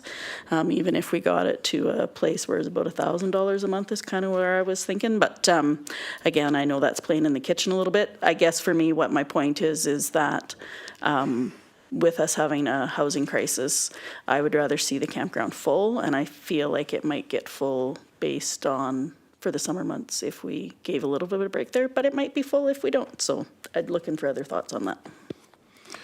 Councillor Hoffman, then Councillor Knoxana. Thank you, Mayor. And on the same page, that's the area I was looking to discuss as well. I'm not going to be asking for a report today, but I think we need to keep all of those things in mind. If we fill it up for residents to rent, it won't be available for tourists. Like, do we want to expand? What would it cost to add stalls? What would it cost to winterize stalls? And I think that's really where I am, is that I'm not worried about 100% fill rate over the summertime. I'm more that if we are going to be short housing, that maybe we should be looking to have a more viable winter solution for housing available locally, so expanding that. And that's where my question really came in. I get, based on the previous information, where the $40 per night comes from, but I'm not sure if the $52.38 per night during the wintertime is sufficient for recovering what it costs us to do. So that's really my question, is how did we come up with $12.38, excuse me, a night more from October 1st to May 14th? Ms. Torval? Thank you, Mayor. I will ask Mr. Bento, since they did all the work on this. Thank you, Mayor, Council. Oh, okay, so. Yeah, so when we did this report, we look at other locations. So that's why we based the 40 plus GST. That's based on other locations for the summer. For the winter, there's not many places that are open during the winter, so we try to increase a bit, but not too much, because we don't want to be too high. But that's why we came with the $12 increase for the winter time. Yeah. Thank you. Councillor Hoffman? Thank you, Mayor. And for now, I'm fine with that as an explanation. I just would want to be sure that we're recouping whatever extra costs, snow plowing, whatever we need to do to go through the winter. And the other one that I sort of want to put a bug in the ear is, instead of sort of a 14 plus nights discount, more like a long-term discount. Like if you're staying there for months on end and it's become your primary residence as we deal with our housing shortage, I wouldn't mind seeing a discount more on that end than just stay 2 weeks on and then a sharp number coming. So, for example, if somebody was planning on staying throughout the winter, October through May 14th, that there was a rate for that, that could be a monthly rate or whatever we do that is just different from the daily rate. But all in all, I appreciate the report. I thought it was well broken down, and thank you for that. Councillor Oksana, then myself. Thank you. I'm in agreement. We probably need something like a monthly rate. We don't have the availability of rental housing in Tumbler Ridge that is needed at the moment. And you can tell just by driving by the RV park. Even today, there's people camping there, and they have been all winter. But I think that that monthly rate, even if it's a little higher, needs to roll over into the winter as well. So what that looks like, I'm not 100% sure, but I'm not sure that we can gouge people just because they can't find somewhere to rent here in town in a traditional apartment or house. Yeah, thank you for that. So I guess I'm totally opposite direction than the rest of the council. To me, we gave staff direction to eliminate the discount rates, especially in the wintertime, due to the cost of the heat, the gas, the water, the plowing. So I don't, to me, that's the kind of direction that we went, and I don't know if staff wants to confirm that, but that's my understanding, is we gave that direction. And to me, when we gave that direction, we also talked about the summer months for the same reason, is the costs. So that was my thoughts. I think that's why staff says about eliminating it. We propose eliminating the stay options for increasing the nightly winter charge and stuff, is to try and recoup some of the costs that a couple councillors have talked about. Let's decrease it a bit, but let's make sure we recover our costs. I think we gave that direction. Staff has brought it forward. If we don't agree with it, then I think we send it back, but I think we got to give clear direction, because I think we gave the direction to eliminate this, because it was a lot of headache when it came to, my understanding was staff time at town hall in the winter time, going through it all and trying to figure it out. And then to me, I think maybe they've heard from the proponent. I'm not sure. I have not reached out myself, but the same concept is, we asked for an increase. We weren't happy with the increase. We sent them back out. They've come back with another number. Now we're saying, let's go back out and look for, if you stay extra 14 nights or whatever. I'll be honest, I've stayed in Tofino, Ucluelet, Jasper, Banff. I never got a discount for 14 nights, but those are all touristy places, and to me, that's what we've done. But Ms. Torval, can you just clarify that? Am I wrong? Oh, you're correct, Mayor. Okay, thank you. Councillor Julik and then Councillor Hoffman. I would agree, Mayor Kelka, you are correct.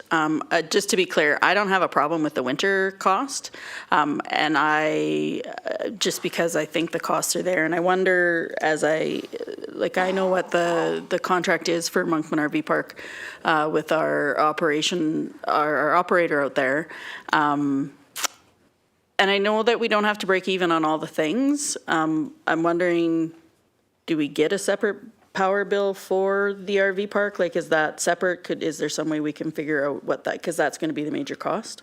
Yeah, I'll ask staff, but my understanding, this question's been asked previously, and that's the only reason I'll make a comment, is that it's all one consolidated bill for across the district. But Ms. Torval? I believe you are correct. I'm 95% sure that Okay, it's a consolidated bill. We don't have a separate one for the Monkman RV Park. I'm wondering if it is possible. Oh gosh, now I'm like, okay, maybe I'm just in the kitchen. It's tough in this instance, because I was absolutely on the same page, like, let's not worry about a discounted rate. And then when I looked at the increase and did the math, and then I was like, oh, wow. And then I saw that there was some weekly campgrounds, like there's some campgrounds around here that were weekly and da-da-da-da-da. And bottom line, I guess $1,300 is what it would work out to in the summer months, and I'm okay with.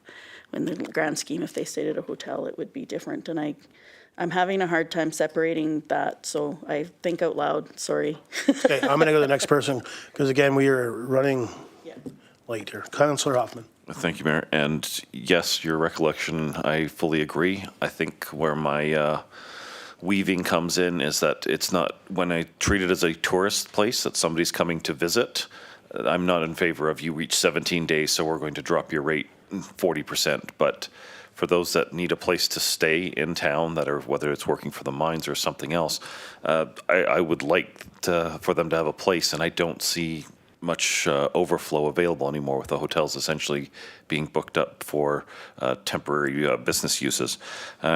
So that's where I'm coming from, which is why we didn't even propose a monthly rate before. That was me just going through the process here of how do we try to meet both of those needs. And in the end, whatever the number is, I am okay with setting the baseline on a daily rate. If we are happy with this 40 and 52, that's fine, and we can deal with this another time. Thank you. Councillor Julich, I'm ready to make a motion. please. I would like to make a motion that council amend the existing fees and charges bylaw by adding updated fees for the Monkman RV Park. Do you want to do both at the same time? I'm okay with the fees on the golf, or on the campground, but I want to address the wood issue. Just Do I add do to your that in a motion, second? just add Oh, to your okay. motion. Okay, and golf course campground with the amendment that firewood is put for sale. Okay, so there's no amendment, Oh, okay. because we haven't seconded. So sorry. just add what you want to on that. That council amend the existing fees and charges bylaw by adding updated fees for the Monkman RV Park and golf course campground and charging for firewood. Yeah. Seconder? Councillor Hoffman, discussion. I don't think, I guess my question, just with these staff, just because the motion came and it came a little bit different than what that I had dialogue in my own brain when I read it. Staff will not need a direct motion in regards to, so we want to charge firewood, that's what's the motion's on the floor. Staff will figure that out on how that works for staff, correct? Yes. Thank you. Perfect. Any more discussion? Call the question. All in favor? Motion carries. Schedule of meetings.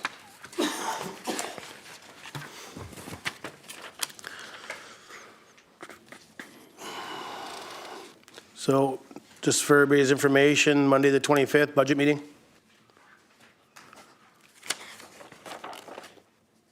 Anything else from council? Staff, anything? Thank you. Any notice of motions? Okay, councilor's business. Councilor Noxana.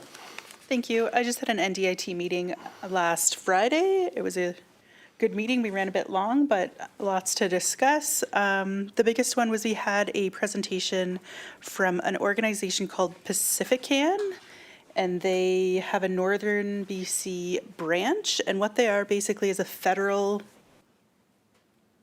version of NDIT, kind of, but they have federal grants and funding streams available for businesses, nonprofits, things like that.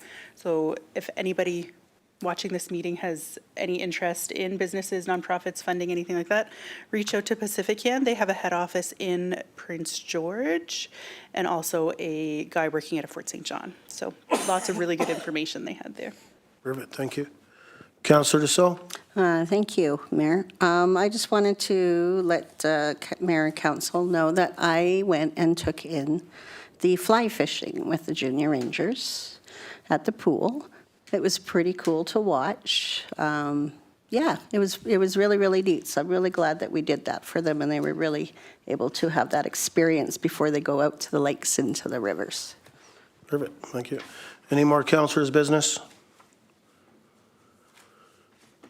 Okay, so I just had a few things. I've met with Kanuma, just some dialogue, just in regards to their permitting for Quintet operation, what we've seen in the agenda tonight and stuff like that. Again, I've had a meeting with Anglo.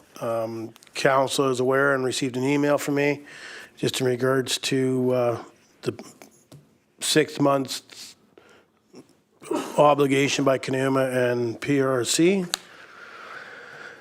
I don't have all the details for that. It's something like those organizations will have to work through, but the word's on the street, so it was not told to be kept a secret, so I brought that up. I've had some dialogue with Chief Wilson out of Westmo. Again, just connecting, Bailey, nothing straightforward. Just staying connected is no wants, no asks, not asking for anything, but just staying connected. I just want to make sure council's aware of that. I've had staff reach out to McLeod Lake, just trying to set up a meeting with myself and McLeod Lake just to try and get that networking going. That one's been missed. They've been busy, so hopefully they will be able to respond and be able to set up a date and then circle back and get council involved. I know staff has sent the letters off to Ministry of Housing and other ministers. I'll be honest, the other ministers most have already answered, but not the Minister of Housing. So we've already heard back from Minister of Tourism and such like that. So I have reached out to the local MLA stating, here's the response I've had. Can you please nudge the Minister of Housing so that we can reply to the rest of the ministers so we can try to dialogue more meetings than just one. And that's pretty much quiet from me. This week is not so much, but I'll keep council posted. I have a meeting in Dawes Creek with the regional district for a community with all the First Nations. So I believe we're starting with Doig River and then on to halfway and then Saulteau. We've already had one with Westmo, but I'll keep council updated on those. And I have nothing else. Anything else from council? Question and answer period, Mr. Orville. Any questions emailed in? It's emailed in. Thank you. Take a resolution for a closed meeting, please. Councillor Julik. That the March 18th, 2024 regular council meeting be closed to the public according to Section 91C and J of the Community Charter to permit discussions about C, labor relations or other employee relations, and J, information that is prohibited or information that if it were presented in a document would be prohibited from disclosure under Section 21 of the Freedom of Information and Protection of Privacy Act. Seconder, Councillor Oksana. All in favor? Carried. 5-minute recess.